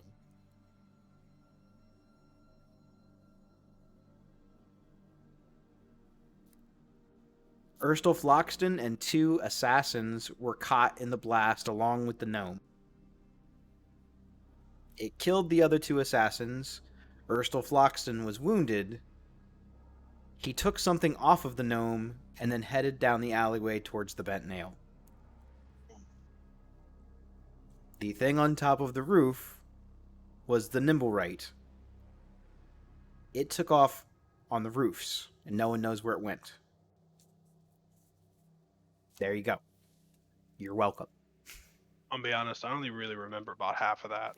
I thought I wrote Oh it my down, gosh. but I've got shit like Gus has duck beard, grocery list, sand, paint. I mean, no lie, we New talked hat. we talked about the whole interrogation thing. It was probably like 20 or 30 minutes. Oh my god. I think I take notes like Gus would take notes apparently. But it was Man's also like always in character. but it was also like right after Method that man. pretty epic battle in the Underdark against the Hydra creature. So we're just gonna rack that one up to emotional turmoil, I like that. and there was a lot going on. Emotional damage. Yeah, we didn't even get a long rest. We didn't even No, get a you long guys rest didn't. You before guys we went even learned right. about this. No, you guys went right into the interrogation. Yeah, I'm sitting there writing my Stan letter. Like, you've had all this emotional trauma. Things have been going on. I swear we talked about it. You guys can go back. You guys can go back to the session and listen to it. It was I in might there. have to. I swear. I swear it's in there. I'm just bad at taking notes. I'd say I'm getting better, but when I take notes as Gus, it's not better. It may be worse. I can't. Like, none of this sounds familiar to you guys. A little bit It of does. it, but No, it all sounds familiar. I was just completely off of my stories. Okay. So, no wonder you guys seem so confused. I was like, and what do you guys want to do now? I don't know. Go do this thing that I remember happening. Well, I say with this information, we could go back home. I mean, I'm sure the number rate is long gone by then, but we could see if it's staying nearby. Because, I mean, it was on the roof of somewhere, so that means most likely it had to be able to get access to one of these buildings to get up to the roof. So what if it was following Ursel? That could have happened too. And then maybe maybe he was trying to kill Ursel. Maybe if we follow into the sewers or go to the bent nail. Well, we We do might have their get- name, and we do have more paper birds left. We might get a 2-for-1 special. we All don't right. have the name of it though. Can the paper birds track something? No, that no, doesn't no. We name? have the name of Ursula, who took the flame. Oh yeah, stone. okay. True. Um, Yeah, I say the sewers is a good bet. yeah. So I think we should head back home Okay. for now. So, I think we should just keep this contraption every few steps. We could try or we should just keep it on our walk home just to see if it goes there- off anyway. Is there? Yeah, but it's going to go off because there's people nearby or vibrations. No, not the box. The other thing Oh, they gave okay, us. gotcha. The thing that detects the nimble rates. Yeah, there- it's sort of like if you want to mark it on your notes, it's just referred to as a Nimblewright detector. Is Oh, there an okay. amount of times a day we can use it? Or Nope, it's anything? not. It's unlimited uses. Okay. Yeah. Who Only wants to be in because it really charge? has like one function, Yeah. And that's I'll not do it's it. not a really exciting function. I'm excited. All right, you can have the nimble rod. Yay! Bark box, we have that too. Bark box. Okay, we can put that at the bar and just have it on every night, I guess, until we actually have the bar open. All right, our tavern. All right, let's head back. So you head back to the halls of Gustus. It's getting late. The whole ordeal here took at least a couple of hours. Mhm. You have all of this information in your brains, sorrow in your hearts, and confusion. What do all these little pieces mean? How does all this fit together?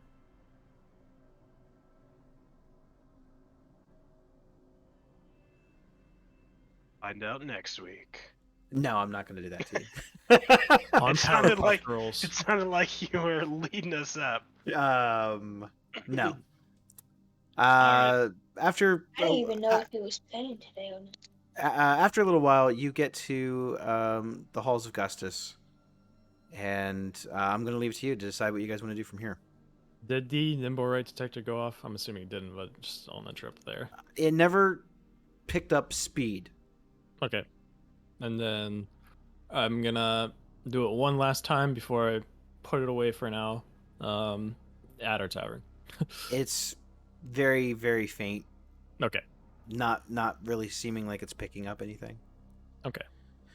Then is there anything you guys need to do before we try heading sewers, or any short rests or anything you need to take care of?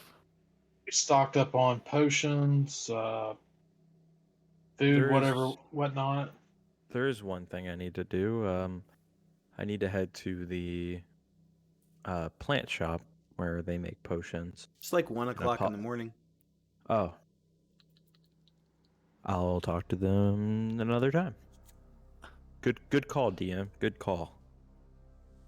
I mean, you guys Yeah, just we- you guys almost I got forgot we arrested for went there at breaking 9. into a temple. I was gonna say, you can get arrested at any given time. You can get arrested anytime. Yeah, I almost got arrested for stealing something. What's new? I mean, you did. And steal yet something. he Steal hasn't something. learned his lesson. He's still stealing everything he sees. Because you know, You, once you it's- should see once- the way I play Divinity. Bro's got the stickiest fingers I've ever seen. You don't want to see the way I play Divinity. Oh God. All right. Everybody I see gets pickpocketed. Yeah, I mean, I'm ready for the sewers. Yeah. Yeah, All right. I'm ready too. Man, I mean, I really love how you assume that this is going to lead you back into the sewers. Well, maybe. I mean, it was a Xanathar, and we did find part of them. Or wait, I'm so confused on the I name. know you are, because no one took good notes. It's not that. Their names are so close together. They're supposed to be. You know what? Screw it. Not I'm fair. jumping in the I'm jumping in the pail. We're going down the well. We're ready. Watch me just Play go down the the mirror. well. I do the same. Okay, thing with the so, paper let- birds, and let- it's- Let me just make sure that I understand the plan. You want to jump into the sewers, wander around in the dark, and hope that you find who you're looking for. No. I thought we have were going paper to the birds. bent now. To the what? Bent The now. bent now. The Well, bent that's nail is closed. at the end of the alley. It was just he went into that direction. He didn't go into the bet nail. But Yeah, there's we a don't- sewer Oh. entrance right over there. If we Uh, have a name, we can just use the paper. Yeah, we have and the find name. We them. have paper birds. How many do you have Yeah. left? I have 3 because you gave me 7. Okay. I got lucky. Yeah, and tie it to a string like we did last time, and then Mhm. just have it pull us along. Yeah, I like it. These things are coming real handy. I think you said there were tracks, faint tracks, the last time that were heading this direction. But I think I remember that in my notes. Headed towards the bent nail from there, but they didn't really. Can we look? I think we should still head towards the bent nail and start there. But can I see anything? I mean, never mind. There's probably like a bunch of people's tracks by now. Yeah. A bunch of random civilians. I There don't know. there are. For sure. For it being the time of night that it is, there's still a few businesses that are open. Usually those that serve some type of alcohol. There's some late night. I guess you would call them smoking shops or tobacco shops that are playing sort of very mellow music, and people are just kind of relaxing and winding down from the busy days of the city. The lanterns are all magically lit within the city, the street lanterns, and it casts a very calming sort of light with the stars out, and you hear the mosquitoes and the frogs off in the distance doing their nightly rituals. You head down towards the bent nail. And there is in fact a sewer grate nearby. The Ben Nail was the woodworker one, right? Correct. Okay, and he's probably asleep. Because All of his lights in his shop look off. okay, well, I won't bother him. Maybe if we don't have any other leads, we'll come back another time. So I honestly think with our past experiences that they might be in the sewers. So let's try Paper Bird again with the string on him. God, I'm gonna have a little PTSD going back in the sewers. I know, like I think all of us are gonna be really uneasy going into the sewers again, but it's who we are. We're adventurers. Abe, how about you take the lead? We're gonna call this adventure Down in the Sewers, the Ninja Turtle story, because Now with extra dysentery. now with extra dysentery. I'm Okay. gonna call Master it. Splinter. Yeah, I'm calling it brain in the drain. Go ahead and delete one of your paper birds. Okay. I'm assuming that you have some kind of twine or string to tie to this thing. Yeah. Okay, I would say this is now your second attempt. How much of this do you have? Of the twine? Yep.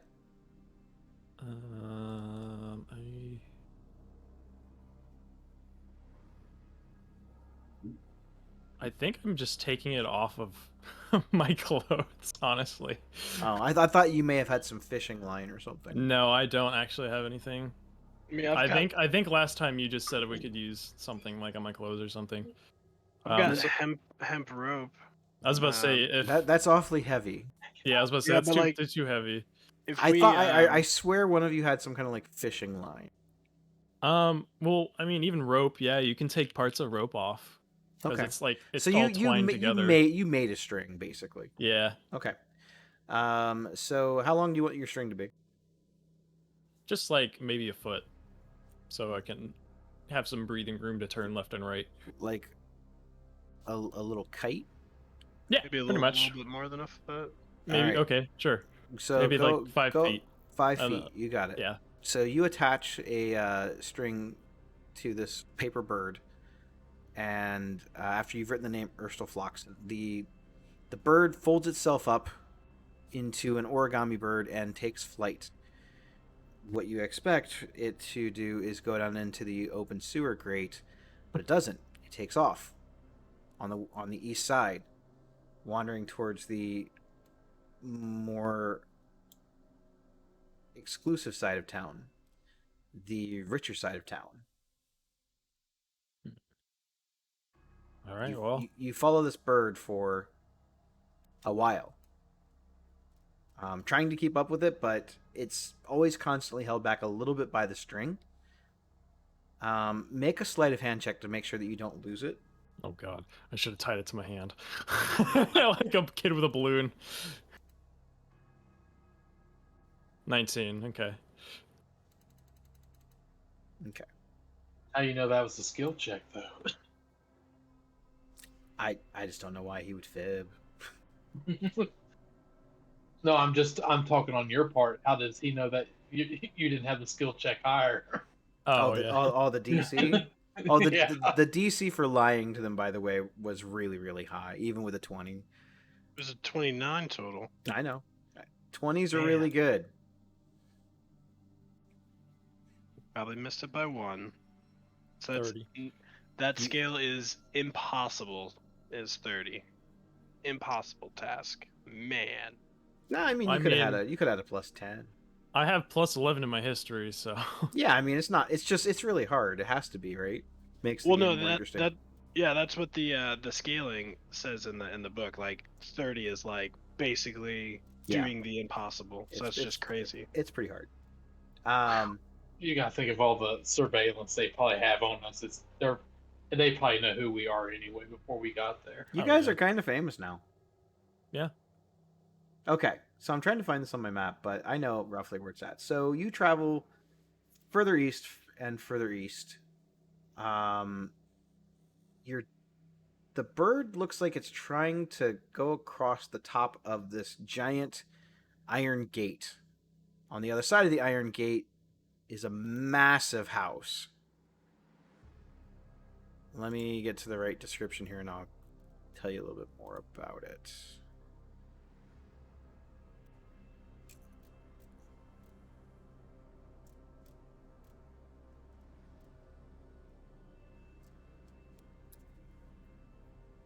So there's a massive front yard with trees kind of clustered.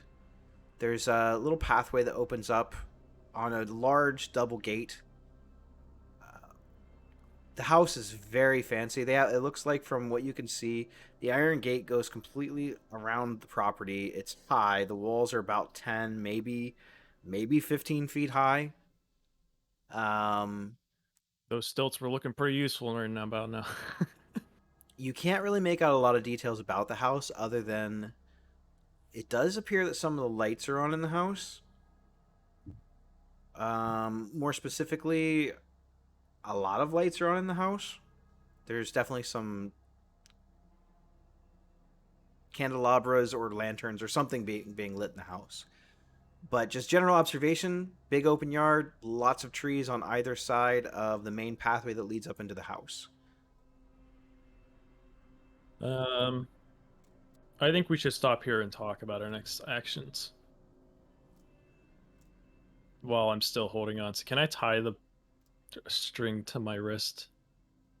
Yeah. So it doesn't go away while we're talking. I'm gonna go ahead and do that real quick. So as I see it here, we probably have a few options about going about this. We could go about this the legal way. We could alert the detectives of the whereabouts. Or we could try and sneak in ourselves. I could send Benjamin in. Or we could bust in. But don't the I city like- watch and detectives know we're on this case, like trying to find this stuff? I mean, if they're alerted, I mean, yeah, they may come, but it's not like we're gonna get in trouble.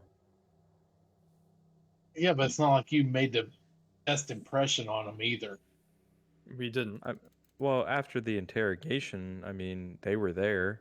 We told them we would do this. We'd take care of it. And they were like, Yeah. okay.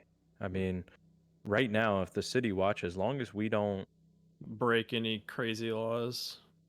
Yeah, I mean, at the end of the day, we're detectives ourselves. I just don't trust those other two detectives. Like, I think they would do what they could to throw us underneath the bus to make themselves look better. Yeah, that could be a chance. We could be scapegoats for them, because if our popularity is getting as high as we think it is among the city folk, now you're taking away from the city watch and the detectives. There could be a little bit jealousy factor in there too, and plus being called down in front of all the crowd that one day, they might have a little vendetta against us. So let's try to go stealthy. I mean, obviously, if blood has to be spilt and we have to get a little rough, we will. It's not like we're afraid. It's not like we don't know how to bury bodies. It's fine. So we don't bury too many. We normally leave them unless yeah, I know. Clean that up. Yeah. So, Abe, you and I are not the stealthiest of folks. It's usually smash and bash. You mean I'm not nimble? So how how wide or long? How big does this yard seem? Like feet wise. Um,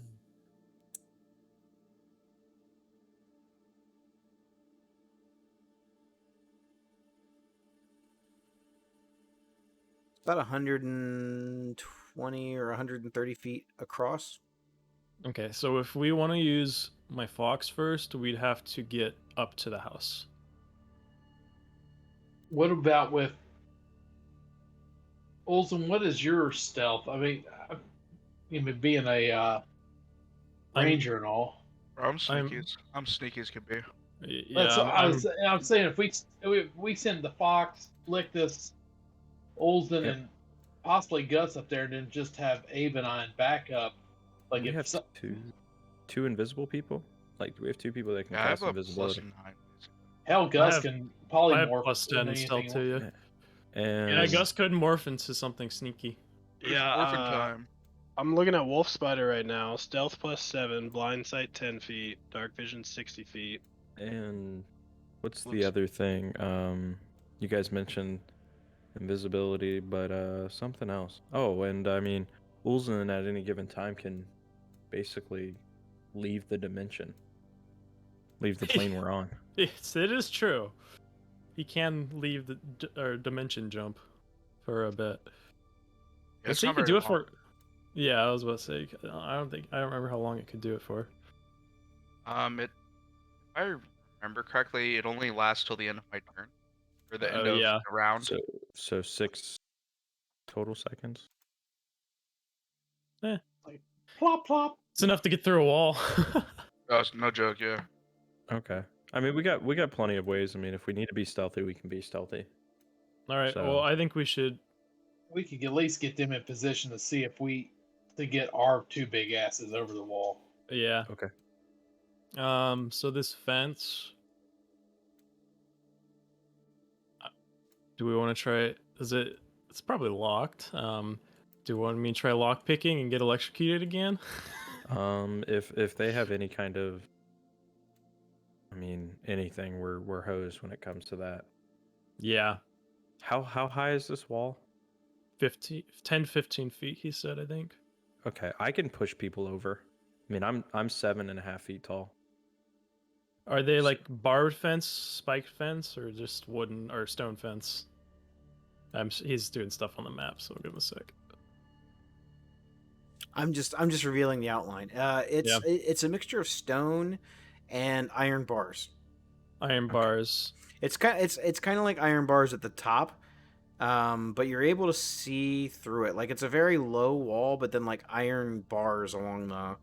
I would say that the stone goes around maybe waist high, but then the iron bars go up. I mean, several feet in the air. Okay, so people can stand on my shoulders, and I can, with arms up and everything. I mean, you'll be 11 feet in the air, standing on like me picking you up.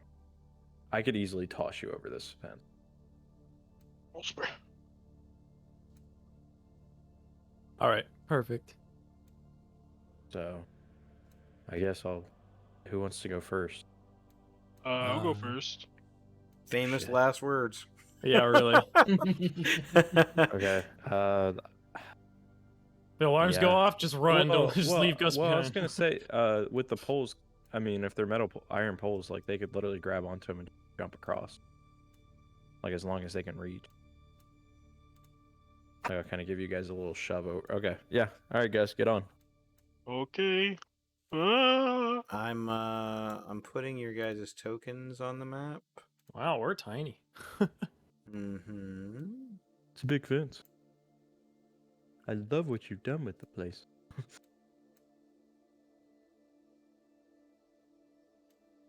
I put my own token on.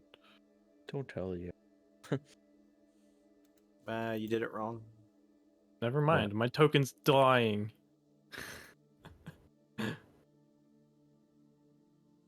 I think actually I did it wrong.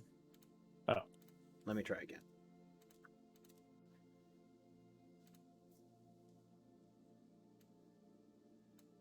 There's Benjamin, Abraham, Ulzen, Cratch, Gus, and Lictus. You guys can kind of arrange yourselves where you want to be. Okay. So I think we'll toss over this way, away from the gate. Yeah. So how far up is this this stone part about? It's probably waist high. I'll stay Okay. by the gate just in And case then- it opens and somebody comes through. How thick is or how much space is in between around, or roughly how much space is in between each iron bar? Maybe 4 or 5 inches. Okay. Benjamin should be able to fit through that actually. Foxes are pretty small. In comparison to that, they can fit through small spaces that big. Can I send him through? Just make sure there's no like alarm system out here. Oh my god. You touch Hey. the grass and just instant bolts just get shot at him. just like fireball, just like the entire grass turns into fireballs. I mean, yes, you can send him through. I'm not going to tell you whether that would detect traps or not. Okay. Well, he's through. Either way, he needs to get across the fence anyway, so I'm just gonna put him over here. As long as nothing's happened to the fox, I'll try to toss Gus over the. Well, with his help, because he's tall too. He's like 7.5. Like us standing on top of each other, we make like a 17-foot tall. Yeah, I'm 8 feet tall. So it's Yeah. like 15 feet right there. So Yeah, match the fence. I don't say the fence is only 11 feet. Like he's. Yeah.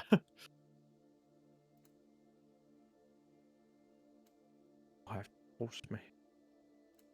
Don't land on my fox. All right. You can peer through your fox's eyes too, like if he does a little roundabout and takes a circle of the place. Yeah, but I can only do it for 100 feet, but I can do it at the yard at least. Yeah, just to see if we've got, what's going on.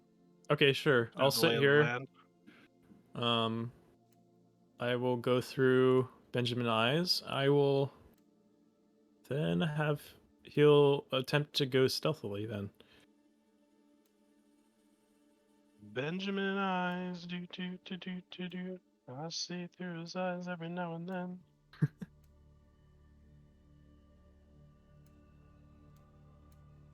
Okay. I think I got most of what you can see revealed.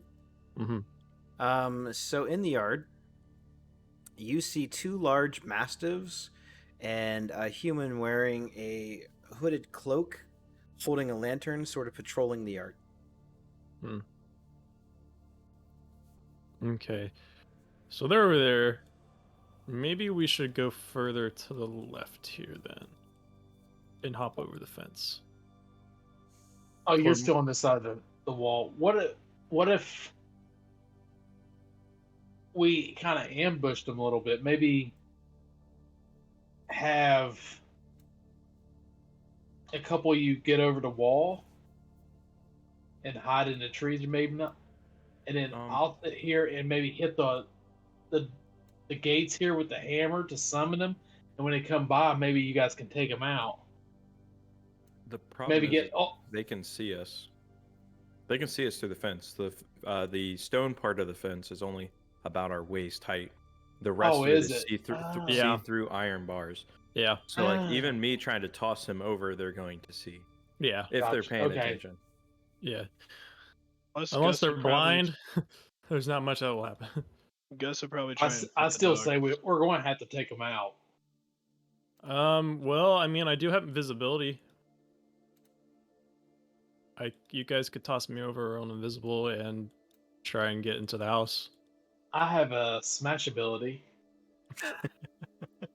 That too. Abe does too. I am known for smashing things. Could you use your fox and kind of make a distraction, have them run through, and have the dogs chase after him? Oh, Yeah, I that's mean, a good idea. let's Inspiration, see. please. Like- Way to use your 3 brain cells. Well, at least I don't have to heal my lip. You shut your face. I mean, the night's still early.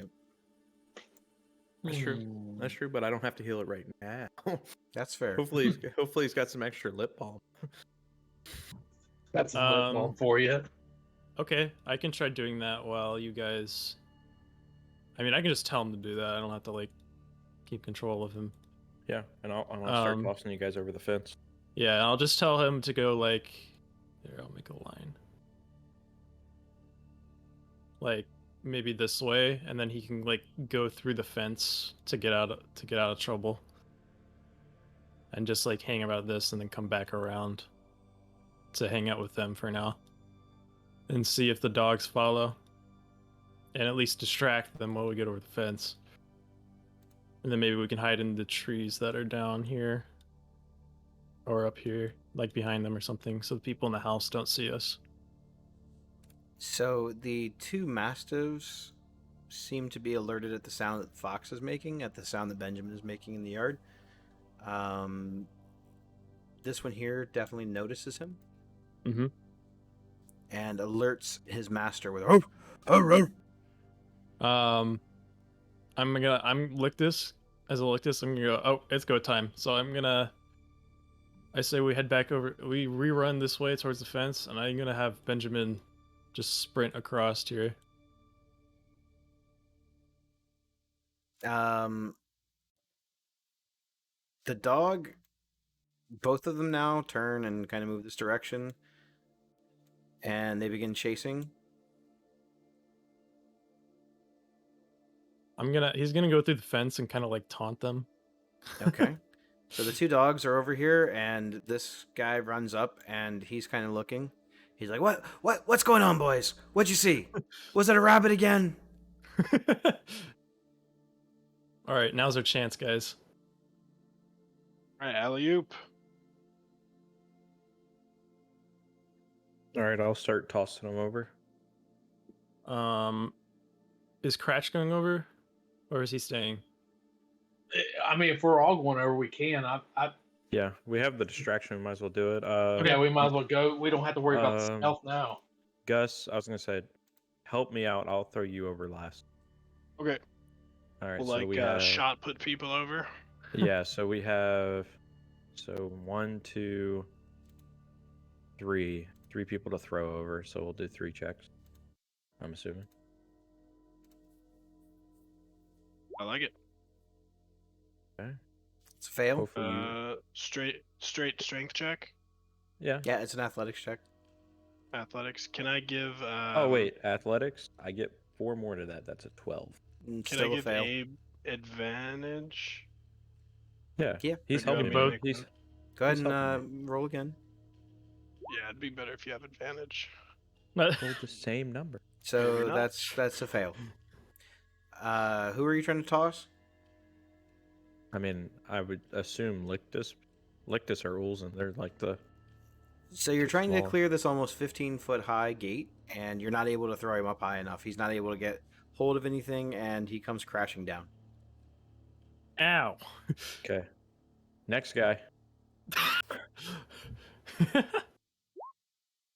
17. Who is the next guy? 26. Oh, Ulzen. We'll just do Olsen, yeah. Ulzen 20. being a little bit more nimble and a little bit smaller, you're able to almost shot put him over. He goes up into the air, does this like little somersault flip, and lands like a feather on the ground. Like you don't even hear any impact. All right. I know that you have a hard time getting your character on there, Ulzen. I'm going to put you on the other side of the gate. The next... Oh, wait. All right, Lictus grab me, and then Gus, you grab Cratch, and then Misty step us through. What? We have What? Misty step. We can literally hold each other's hand and Misty step. through Not the not wall. not with Misty Step. You can't. Why can't we? We can see the other side. You can Misty Check out Step the- yourself. Oh, you can't. Oh, I thought Misty step was. Okay. I think okay. at higher levels you can take someone, but I don't have Misty Step personally. All right. All right. I don't have it. Cratch, you're up. I have it. Do it. The wire gets across already. 15. I Way think to you speak rolled up. shit on purpose. I love Ulzen. He's just like, guys, I'm on the other side. I have it. You need me to come back? You I'd want me like to show you? to- You guys want me to show you how to do this shit? I'm gonna Misty step out and then Misty step back in just to be petty. I'm on one side. I'm on the other side. How have you managed to roll every number underneath a 10, except for that 126? Who are you trying to toss now? I mean, naturally. Cratch. He's able to get you up to the top, but you don't go quite over. You probably have to, I need you to make yeah. a dexterity save to make sure that you don't impale yourself on the iron spikes at the top. What is it Oh, boy. again? Dexterity a save. dexterity save. Oh no. Not Jesus like this. Christ. You'll This have is to so- toss me. At this point, I should have 19. just picked. I'm Okay. just saying for the record, this might be one of the worst plans I've ever heard. I was about to say. Why didn't we just smash through the fucking door since we already had him distracted? I was about to say we already have him distracted. I could have just easily picked the lock. It could be trapped. Okay, and so could the entire yard. Yeah. You know what? Can I- Olsen, why don't you just go open the damn door since you're inside already? I'm just gonna Well, go sit I rolled in a a tree. 19 dexterity. There's several trees over here. You can take your pick. Which tree would you like to sit in, Ulzen? This one seems nice. All right. So Ulzen, he goes across the yard and he's climbing up in a tree, and he's making a survey to make sure that there's no other guards. He Misty stepped up there. No, he actually just climbed. That just dude, climbed. that dude is nimble as shit. He's just like, no problem, got this. All clear, all clear.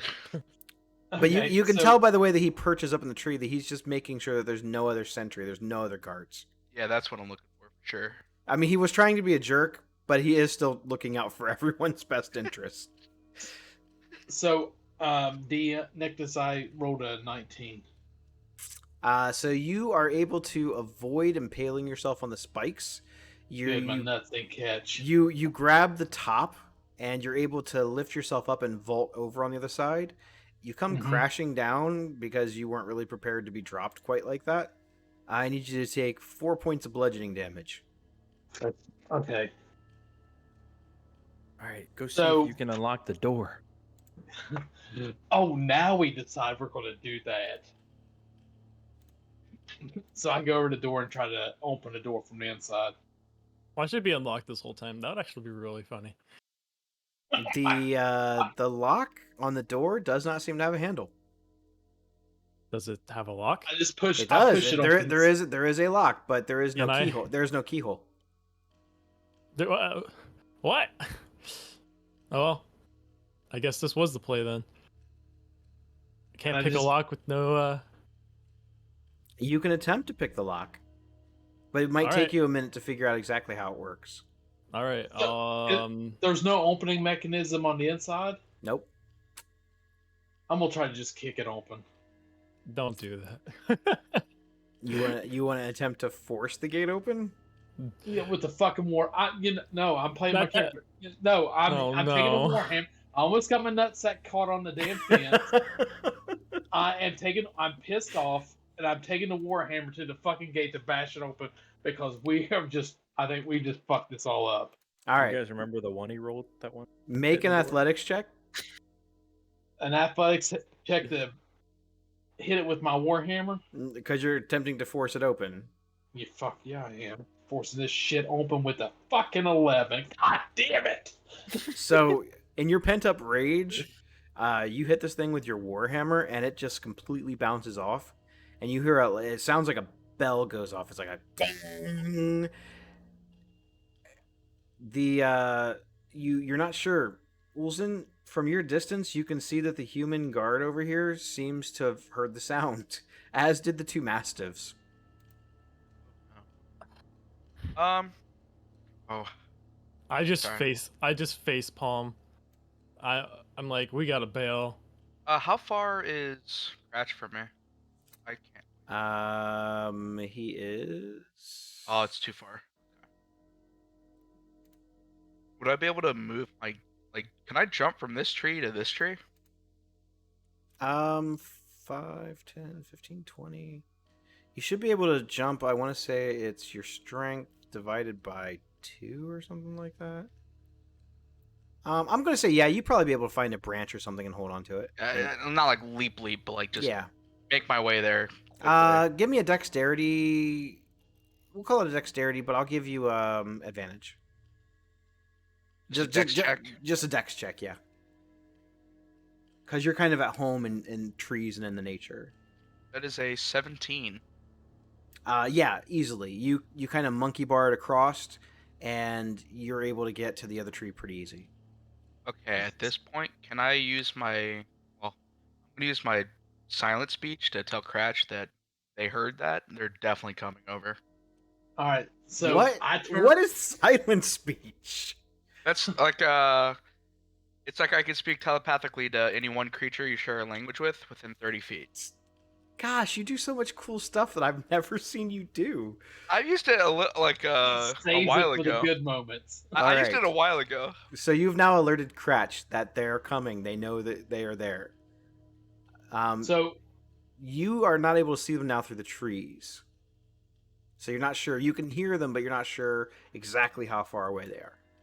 So I'm gonna turn towards the general direction I know where they're at, so I can see the rest of the party through the fence. Right? Yeah.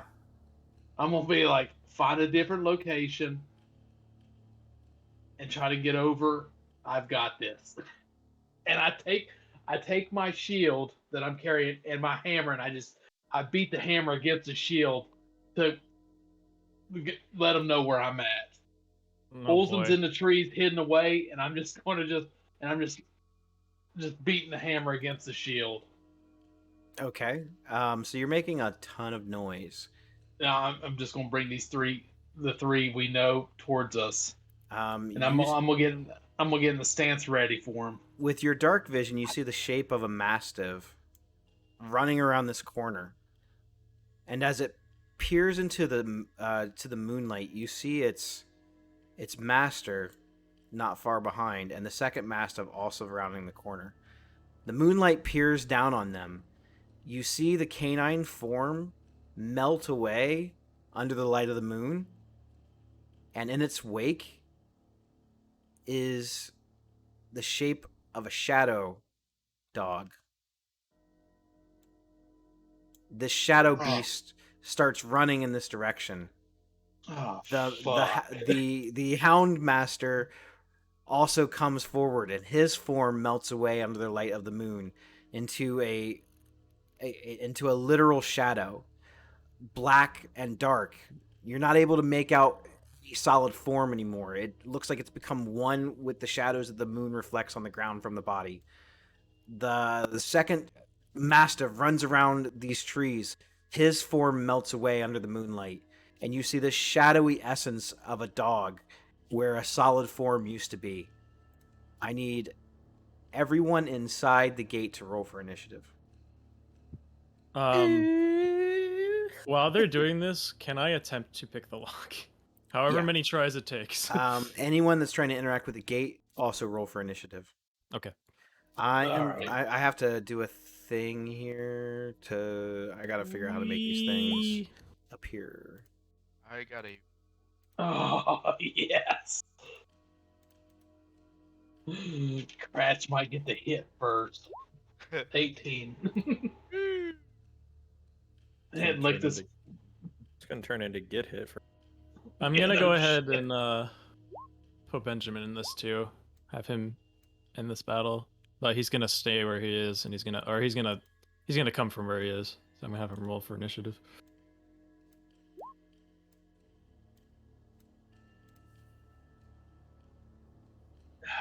Are they holding babies? No. I'll send you a picture of what the thing looks like. Oh God. History check time. Now the dogs, they don't have an illustration for that. Just it's gonna look like the person version I'm sending you, only in a dog form. Okay.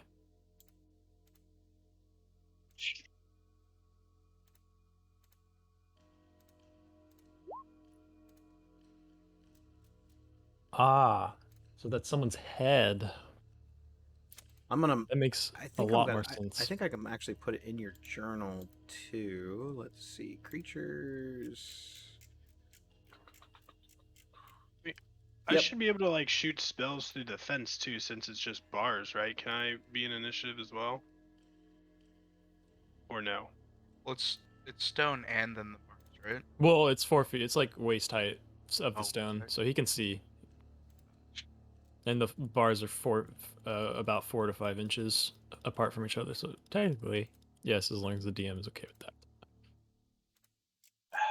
Abe can, I mean, he could try and smash the lock off if you want. Smash. What? Oh, Beautiful. Yep, it's in the journal. Okay, I good. think I fucked up, guys. And an Maybe a little oopsie bit. whoopsie. Maybe just a little bit. I'm just playing my character. Now we all gotta roll new guys.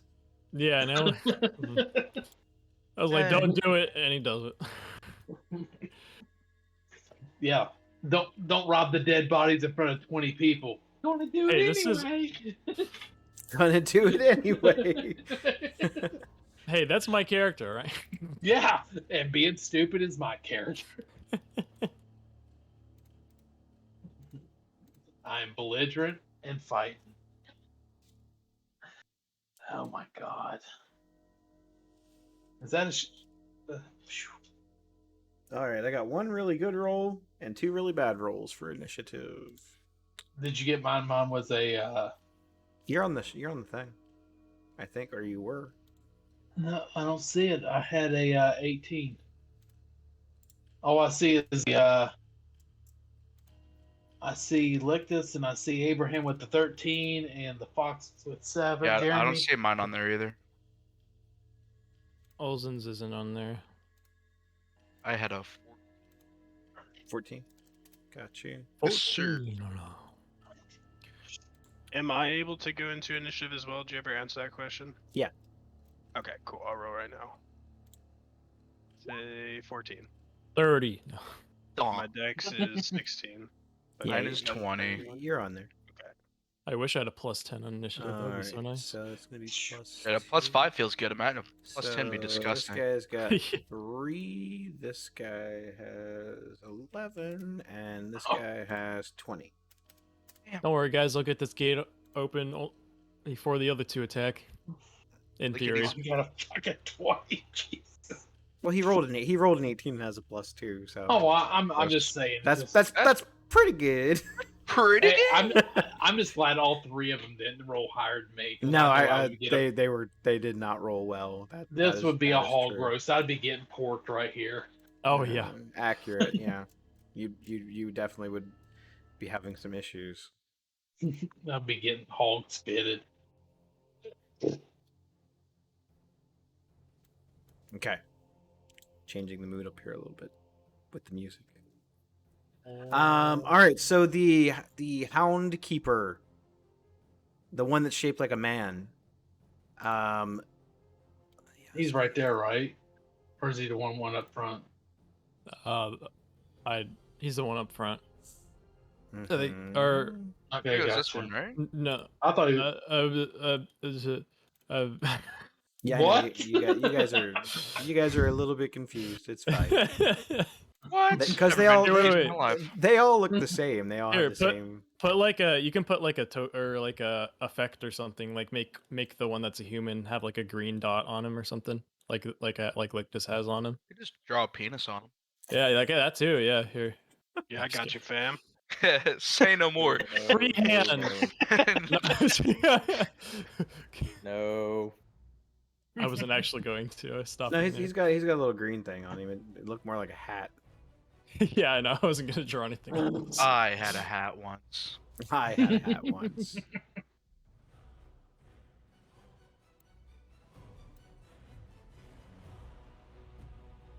Oh yeah, good music. Let's go. All right. Let's bring it. So, the Hound Keeper moves and slinks across the ground almost like a snake. It actually looks like a shadow stretching out when light reflects off of a solid shape. You lose sight of it for just a brief second. You're about to get backstabbed. This thing reappears back here in the dark Fuck. and Also has Misty Step? makes an attack against you. I think it's a bit different than Misty Step as a shadow. Shadowy s- Step. I Since think it it has is, to say since, Shadow Step. since it is considered to be in the dark where we are at, it gets advantage.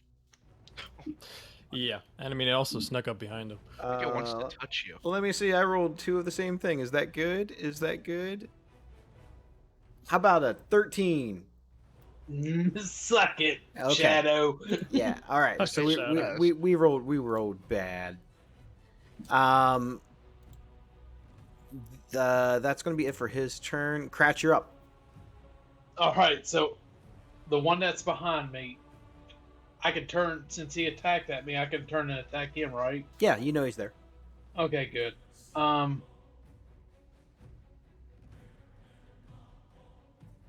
going to attack Yep. twice, and then I'm going to use a superiority dice, and I'm going to use.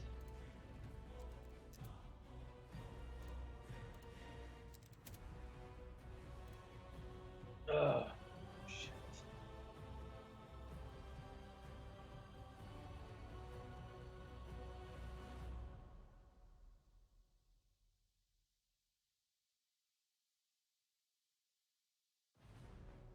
I'm going to use distracting strike as my superiority dice. Well, let me attack first and see if I hit. Before I do that. So 25 25 will hit. and a 24. Both attacks hit. Yeah. Man, I'm gonna fucking keep that dice. He said, "Jared, this is mine now." So now that I know those hit, I'm going to use distracting strike. When you hit with a weapon attack, you expend one superiority die to add a total to the damage roll, and the next attack roll against the target by an attacker other than you has advantage if the attack is made before the start of the next turn. So I'm gonna give my my distracting attack to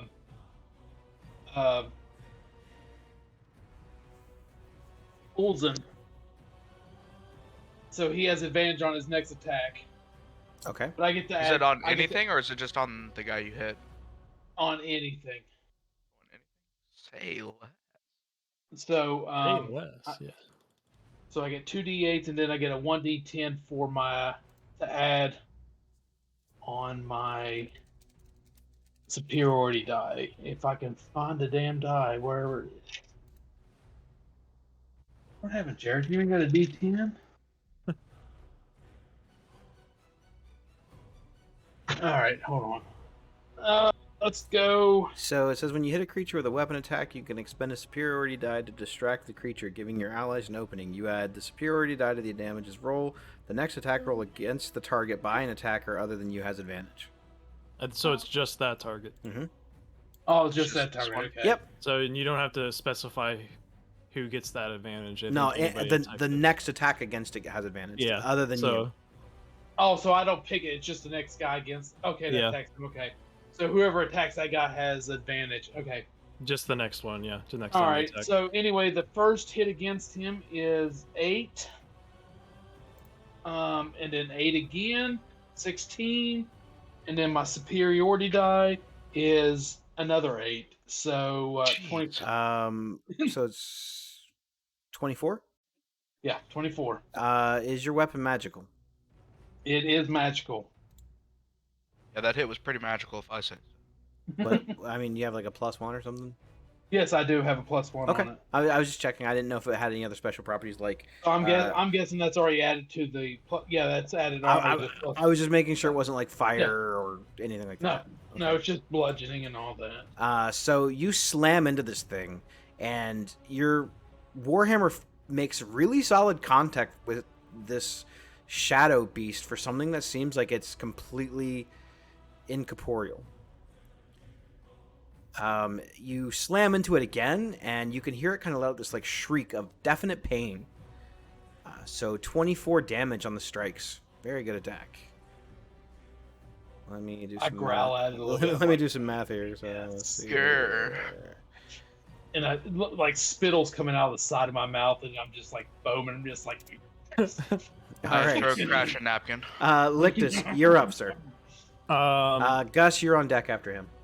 Before I get alright. started, I want to see if I know what this creature is through my vast studies. I will let you do that as a bonus action to try to recollect. Okay. Make a History hit. Make a history check. 17. This is a creature that is actually just called a shadow. Huh. You're not sure if it's a normal shadow or not, but it's definitely in the same. It's of the same type as a creature known as a shadow. Category. Yep. Yeah. Okay, and then my action, I'm going to attempt to pick this weird lock. Go ahead and make a dexterity check. Sleight of hand or dexterity? Dexterity check. Well, That is a fail, sir. all right. That is. You have movement if you want it. If not, we're gonna go to Gus. Yeah. Ulzen, you're after Gus. All right. I am going to. I'm going to take out a white crystal, or not a white crystal, but a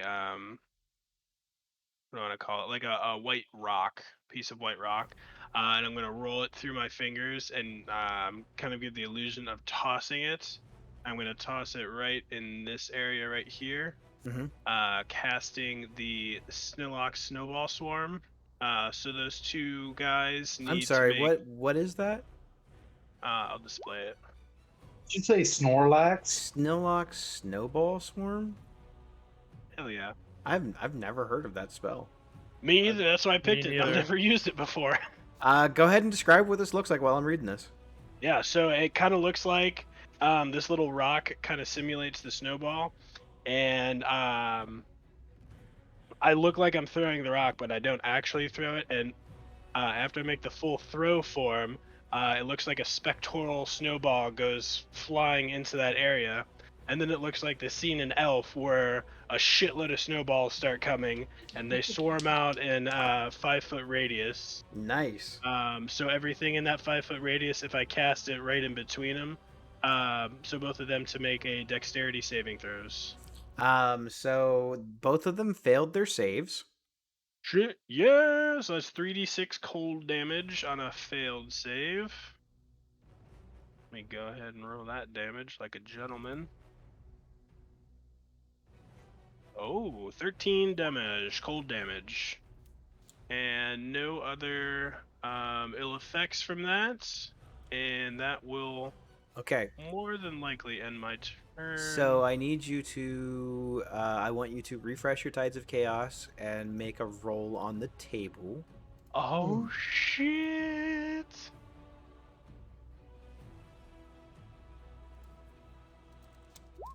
That is a 40. A 40. Okay, let's see what a 40 gets you. Gives you wings to fly over the fence. It might. I don't know. It seems like you always get like levitation or something like that. I know, something like- very useful in the moment. Or Let's duck-beard, see. or Something turn completely. blue.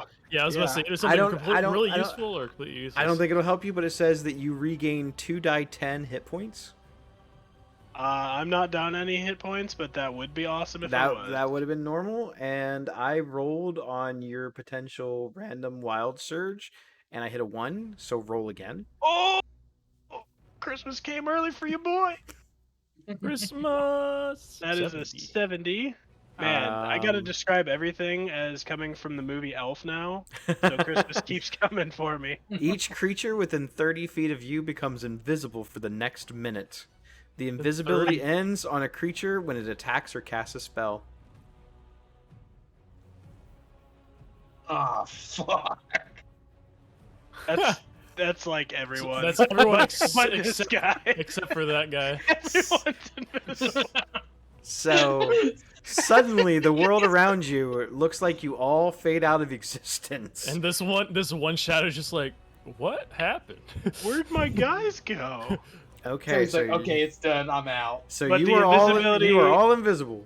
Time The to cast invisibility Fireball. ends when it attacks or casts a spell, though. Yeah. Correct. Ooh, that means I can keep picking this lock without anybody knowing I'm here. That's right. And then with my my remainder of movement, I'm probably just going to not move. Okay. You And- you got it.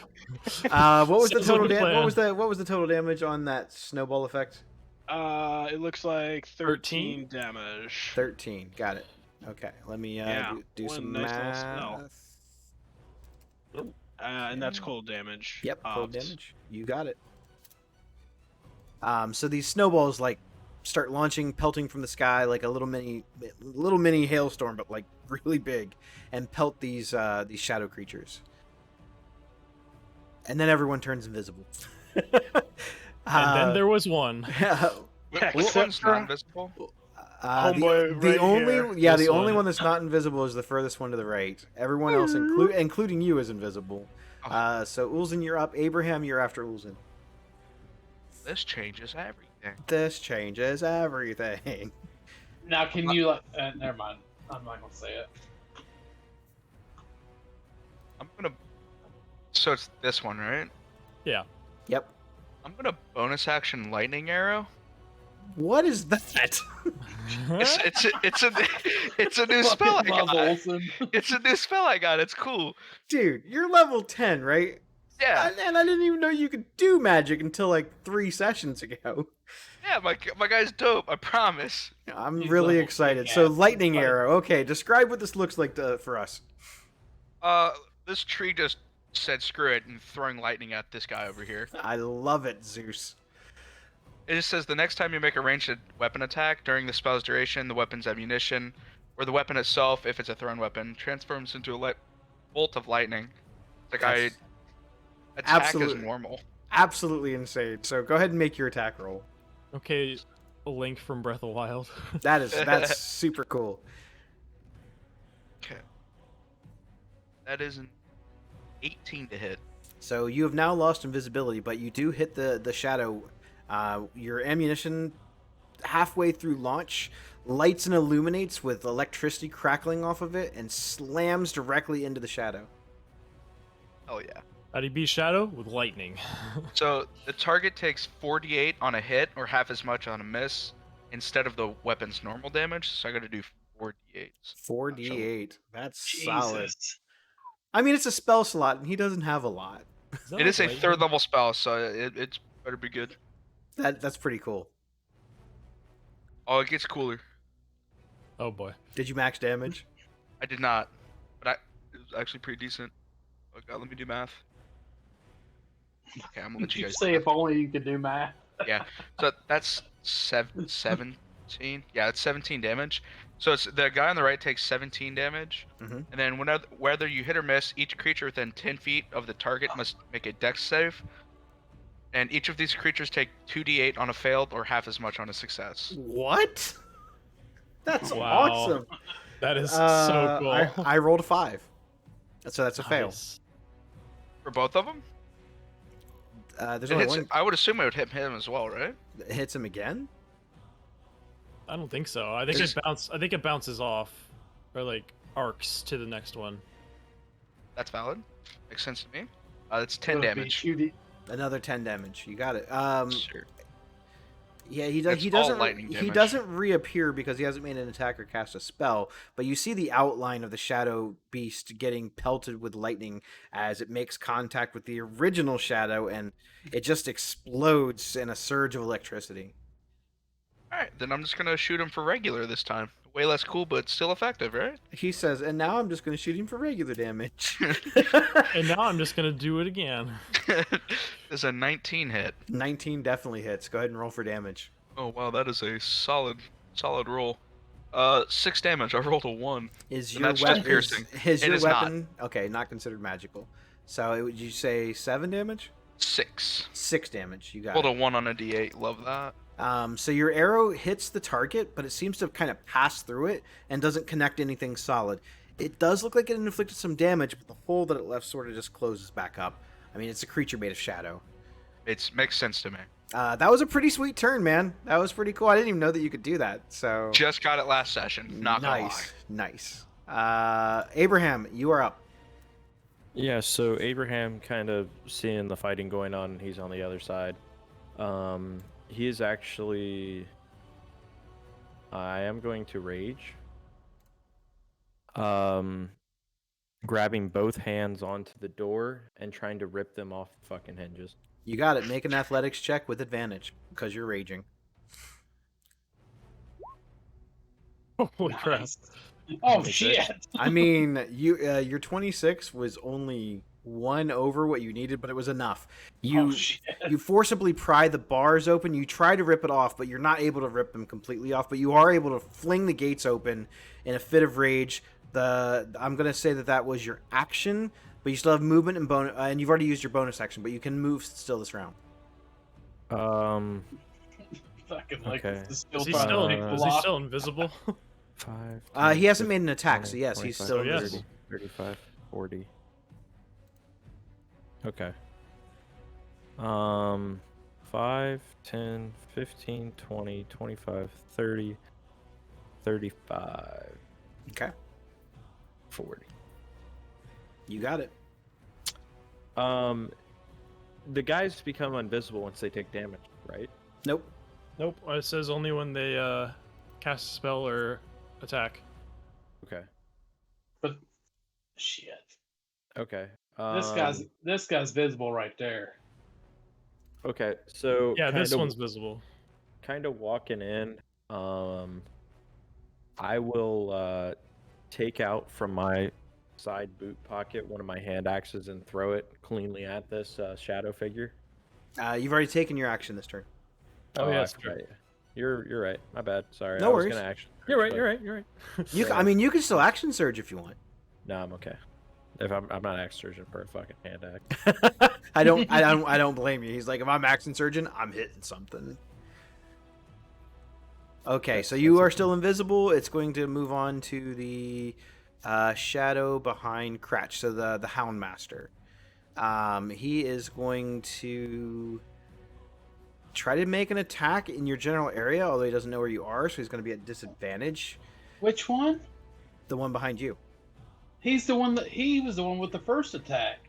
Mm-hmm. Oh, wait a Yeah. minute. I think. Yeah, that's the one with a 20 initiative, not 11. Yeah. Oh, yeah, so that's not right. That should be... You trying to think- soul fuck me, huh? might be this one? Yeah. Yeah, there we go. Okay. That's better. This one is going to move down. No, he'll stay where he's at.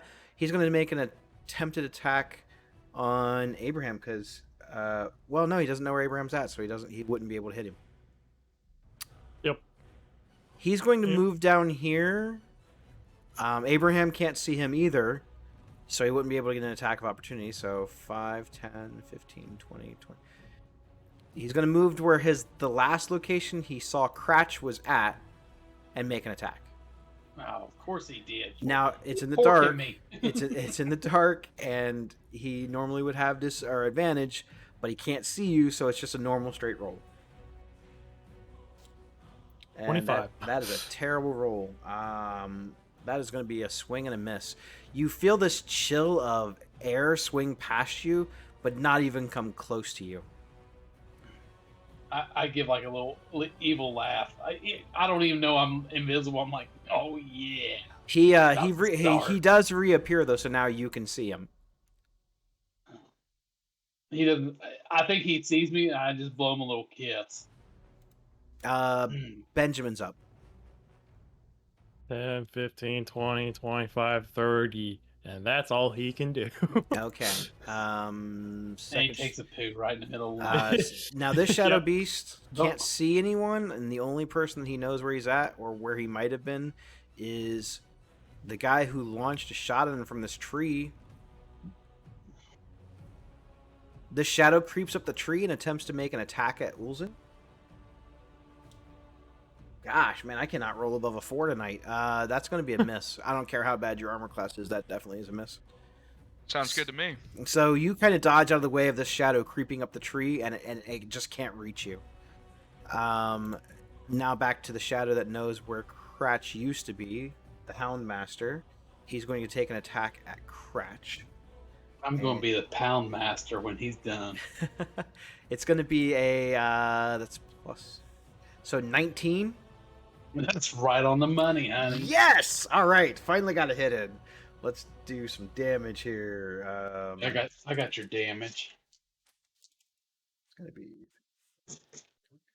It's gonna be 8 necrotic damage Mm-hmm. and your strength is drained by 1.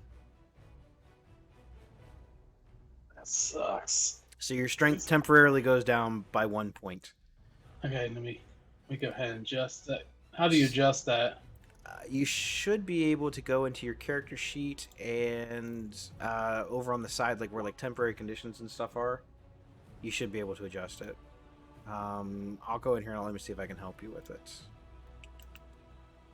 Yeah, like I clicked on the score below strength, and it popped open a sidebar, and you can do an override score or something. Oh, okay, got it now. Got it. Okay, cool. So as this shadow bites into you, you can feel your energy and your life essence. I'm sorry, this is the human one. He smacks you and grabs you, and as his hand passes through, you actually feel your life essence drain into it. Hey, that's my trick. Cratch, you're up. Lictus, you're after Cratch. Okay, it did take it. Okay, here we go.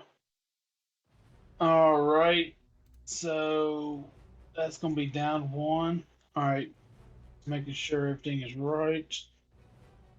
I just want to make sure. Yeah, all right, so I'm gonna take the guy that just hit me.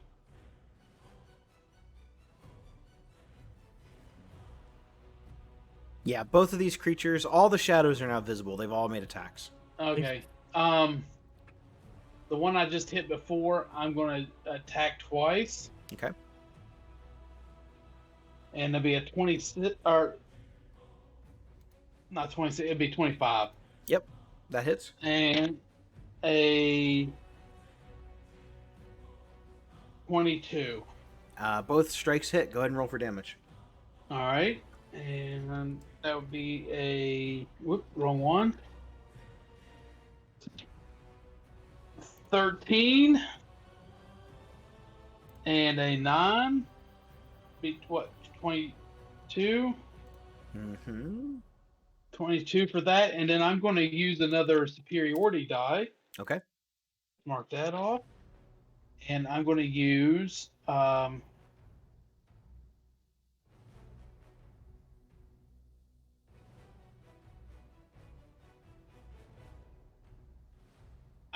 menacing attack, and when you hit it with a weapon attack, you can expend 1 superiority die.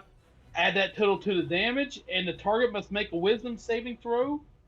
A DC 17. On a failure, it is frightened of you until the end of your next turn.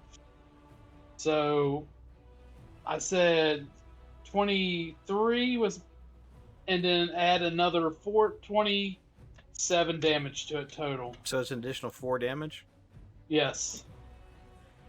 And it needs to do a DC 17 to see if it is frightened of me. This one right there. It failed, but it's immune to the frightened condition. Well, it can suck my ass. So you slam into this creature again with your magical warhammer. It doesn't pass through like Ulzin's normal arrow. It actually makes solid connection with it. You make 2 heavy strikes, and you feel this thing shudder. You feel it lurch a little bit. It definitely felt those 2 strikes. As it's shuddering, I bring the warhammer up to my face and I just lick the head of it that just hit him, and keep eye contact with him. And I just got this fucking shit-eating grin on me, just ready to go again. You're so weird. These don't have eyes, but where its eyes should be, yeah. It knows. It fucking knows. Lictus, you're up. Gus, you're after Lictus. All right. I'm going to go ahead and cast Toll the Dead, revealing my self from visibility. I thought you were still working on the lock. No, don't worry. Abe took care of that for me. You're like, I'm gonna get this son of a bitch. This just the lock's still intact, and I'm just like working on the gate while it's like completely busted.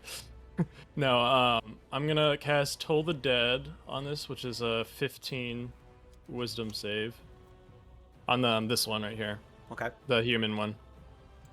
Or the human form. It's a 14. Okay, so it failed. Okay. So it is going to take 2d12. So what we got? Okay, my dice are broken, but it is an 8. Okay, I was like, it was taking forever to settle. It's an 8. 8 necrotic. That was 2d12. Yeah. Okay. I got a 6 and a 2. So, you chime the tolls from beyond the grave, and they send out reverberations. What normally would wash the target in necrotic energies, opening old wounds and causing more damage, seems to have no effect. Interesting. All right, well, I'm going to use my bonus action to hide behind this. Like, I'm gonna crouch down and hide behind this, the stone wall. All right. Kind of move over here, maybe. Okay, you got it. So I'm hidden from enemies. I can peek my head over, but that's about it. Okay.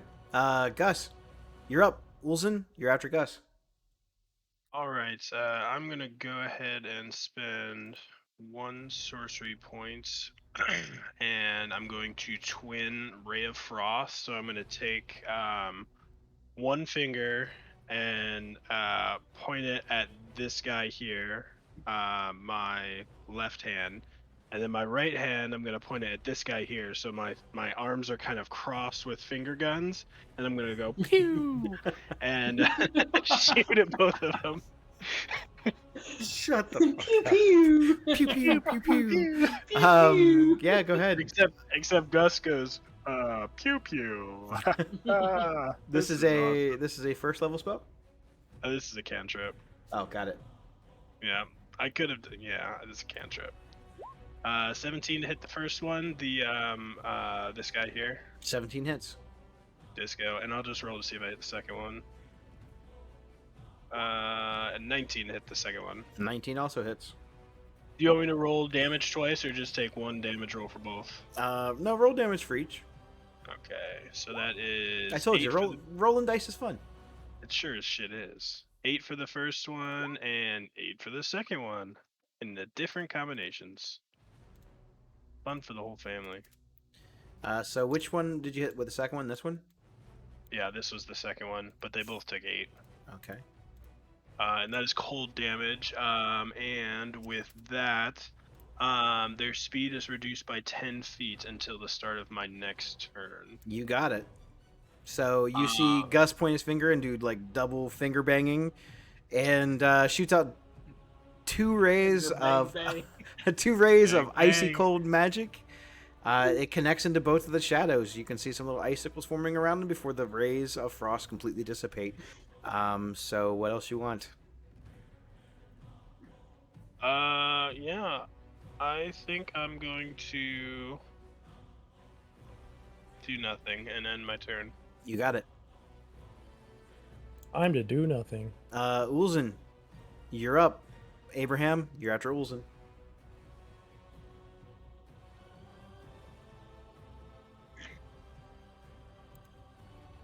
If you're talking, you are totally muted. Gosh dang it. I'm gonna throw myself off a building at Mach speed. For legal Throw reasons, yourself that off a is a tree. joke. For legal reasons, we accept your joke. Thank you. I'm gonna cast Zephyr Strike at a first level, so I don't take an attack of opportunity. How much movement is it to get out of this tree? These trees aren't very high, so I would say that you could probably pretty safely leap down one, and it might cost you 10 feet of movement. Okay. I'd like to get away from this guy. You got it. So like So Zephyr Strike, that like increases your movement speed by 30 feet until the end of Yeah. the turn. Okay, and then it doesn't invoke attacks of opportunity. Got it. So I'd like to go like over here. Nice. And then it gives me a D8 of force damage on my next hit. And I can give myself advantage on one weapon attack this turn. Or once before the spell ends. So I'll do that on my first one. Hopefully I hit, you know. Does a 30 hit? Gosh, I hope so. That 19 will do that, yeah. I mean that will hit like most monsters, I would think, in the game. I would certainly hope so. That's disgusting. That's pretty gross. Wrong dice. Okay. So I got 2 force damage and 9 pierce damage. So only only part of it is force. Is that what you're saying? Yeah, it just it says the attack deals an extra 1d8 force damage on hit. Okay, so you deal the 2 force damage and then how much piercing 9 pierce. to this guy, right? Yeah, Alright, this guy. so Right. 2 force damage and then I'm sorry, how much piercing damage? 9. 9. Got it. So you launch one of your force-filled strikes and connect the shadow. It seems to lodge in for a second, but then completely passes all the way through. I'll shoot again just because. You got it. That's gonna miss. That is a 12. That is a That- nat 1. That hits. That hits? Jeez, what are their AC? It's Wait, so you're 12. telling me my one hits? It's 12. Yep, your one hits. Well, you can't not hit. God. 13 pierce, I'm sure it doesn't do all that. I rolled an 8 plus the 5. 8. A total of 13. I'm sure I figure that's not like doing anything, but that's fine.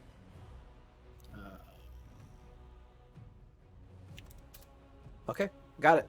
So you launch a second strike, and your arrow does pass through. It seems like it made it wince a little, but it didn't really seem to fully connect. Abraham, unless you have more movement, Abraham, you're up. Okay. So I'm going to walk using 30 feet of movement to actually get behind him and get flanking. Well, actually, I get advantage regardless since I'm still stealth. Yeah, Or and since you're raging, so yeah, so I'm gonna do a rage attack, slicing this one first you got it. to break my invisibility. That's a crit. Crit. So that's 9 plus another d12. Okay, 18, 20 damage total on that Fini- swing. Magical. Finish him off. So kind of slicing through it. I mean, as how I thought a shadow would actually feel with my axe through it. Kind of feeling it just rip through whatever, I don't know, solidness this shadow does have. Kind of slashing through it. And then kind of turning around and giving this reckless attack on this other one right here.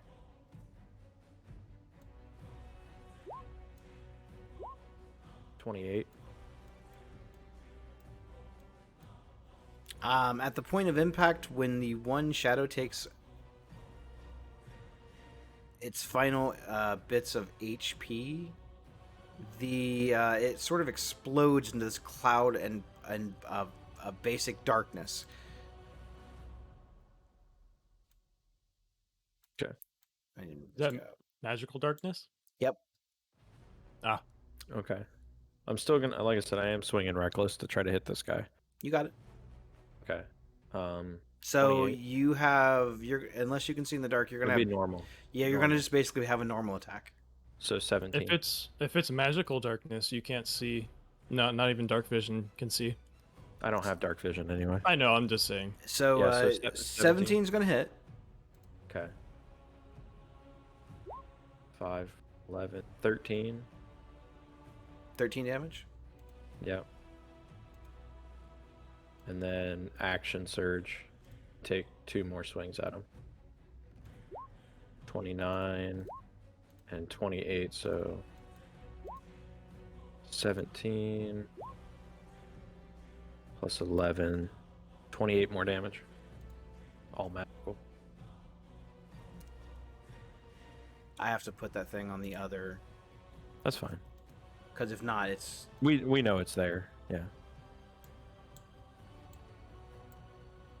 it needs to be like right there. All right, I got it. It's on the right layer now. So So 28, correct? Yeah, 28 damage for a grand total of 41 total damage to that creature. Finish it off. Okay, I mean, yeah, just kind of swing it in the dark. Hopefully I hit Cratch, but fortunately I didn't. And yeah, I mean, just trying to slice through any piece of solid I can. So now you are encompassed in complete and total darkness. Oh, that's my turn. That's Yep. that's it. No more movement for me. That shadow is gone. Benjamin, you're up. Here comes 3 more paces over. I know, right? 10, 15, 20, 25, 30. Solid. All right. Shadow's turn. He's almost here, and then as soon as he gets there, the shadow's gone. You All of can them are use his gone. action to dash too. Oh, that is true. Was I just double Yeah. his movement? Yeah. Basically, yeah. Boom. Actually. Boom. You're not able to keep track of the shadow's movements.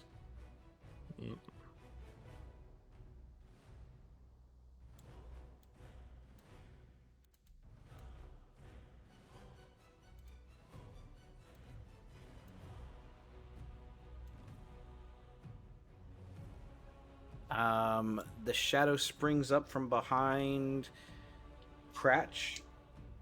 That's a crit. Oh.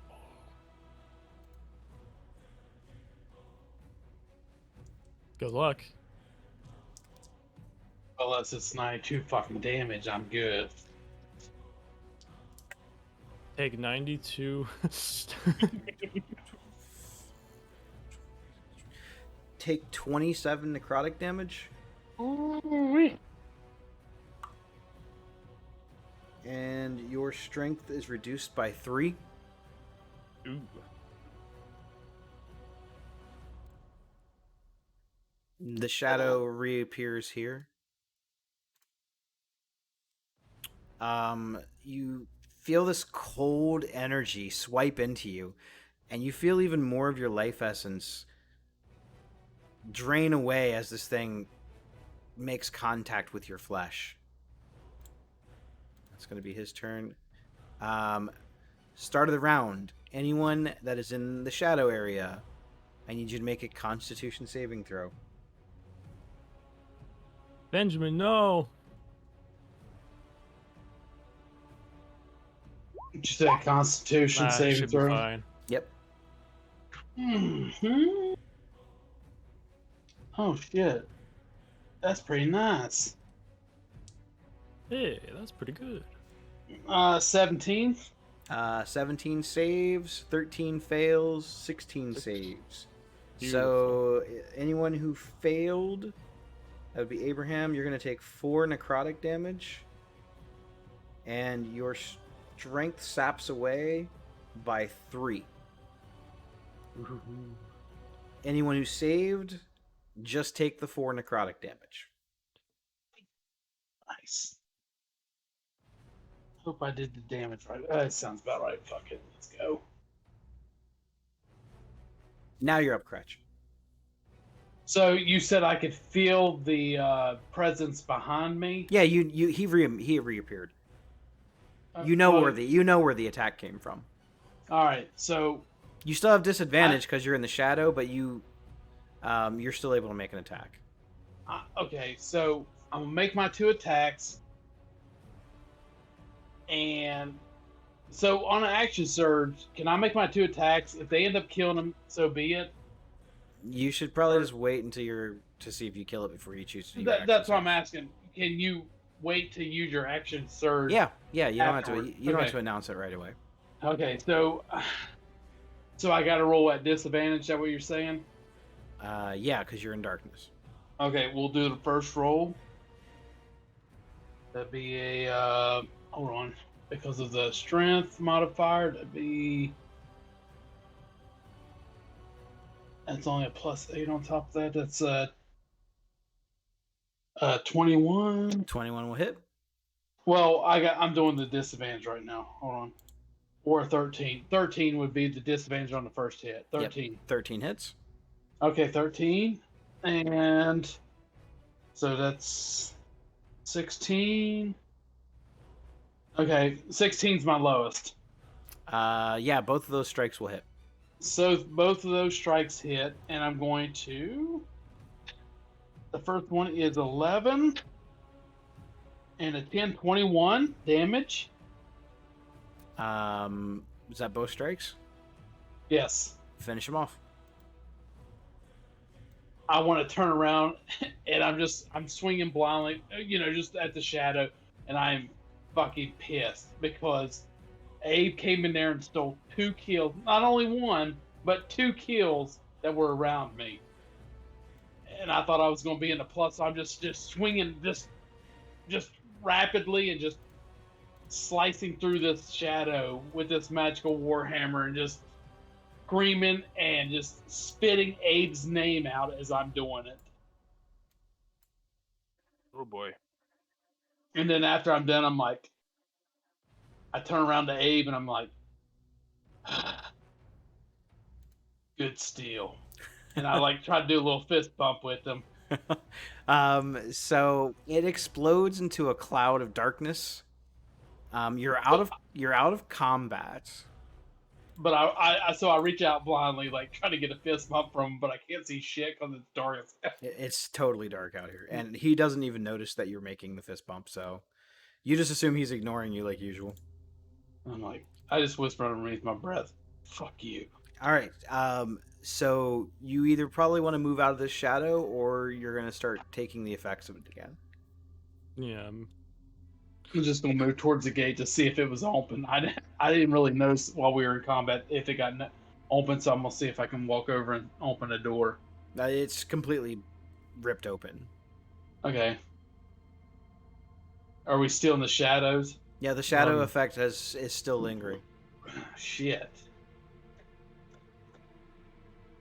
I'm gonna just keep wandering out of it until I'm out of the shadow. I'm just one arm forward, just dark vision has no effect in this, right? Nope. No. I'm just gonna work my way to the wall and just try to follow it until I can see again. I would say that for you to figure out how long and how far this takes, go ahead and make 1 Constitution saving throw. I can do that. 16. That's going to be a save, so you're going to take 8 necrotic damage on your way out. Okay. I'm gonna do this. I'm gonna do the same. Okay, yeah, it'll take you 1 save too. I took a beating down there. 14. That is a fail. The damage is low. It's going to be 3 damage and 1 more strength off of your score. For both of us? He failed. Okay, gotcha. Yikes! When do you get that back? After a long rest. Long or short rest, yeah. Yeah. So after the battle with the shadows, you guys have now successfully breached the gate. After that exciting battle with these shadow creatures, we're going to call the session here for the week. Oh. Woo! Yeah, I just want to go against the wall. I won't, you lean against it, slide down, sit on your rump, and be like, "Jeez, who's the dumbass that fucking called that fight?" So thanks everybody that tuned in. Players, good session tonight. We are going to be back next week with session. Well, actually, next week we're not sure exactly what's going on, but we will be on the air in some capacity next week with more details to follow. Thanks for tuning in. Want me to do it how I had it? We appreciate all the love and support on our socials. If you haven't done that yet, go and check us out. We're on TikTok, we're on Twitter, we're on Instagram, we're on YouTube if you want to watch replays. On TikTok, we are just Initiative Syndicate, no spaces. Twitter, I think it's Init Syndicate. And on Instagram, it's Initiative Syndicate with no spaces or anything. So, yeah, check it out. We're posting a lot of really great content there. We hope you enjoyed the show, and we hope you'll come back and see us next week. Have a good night, everybody. Bye. Bye.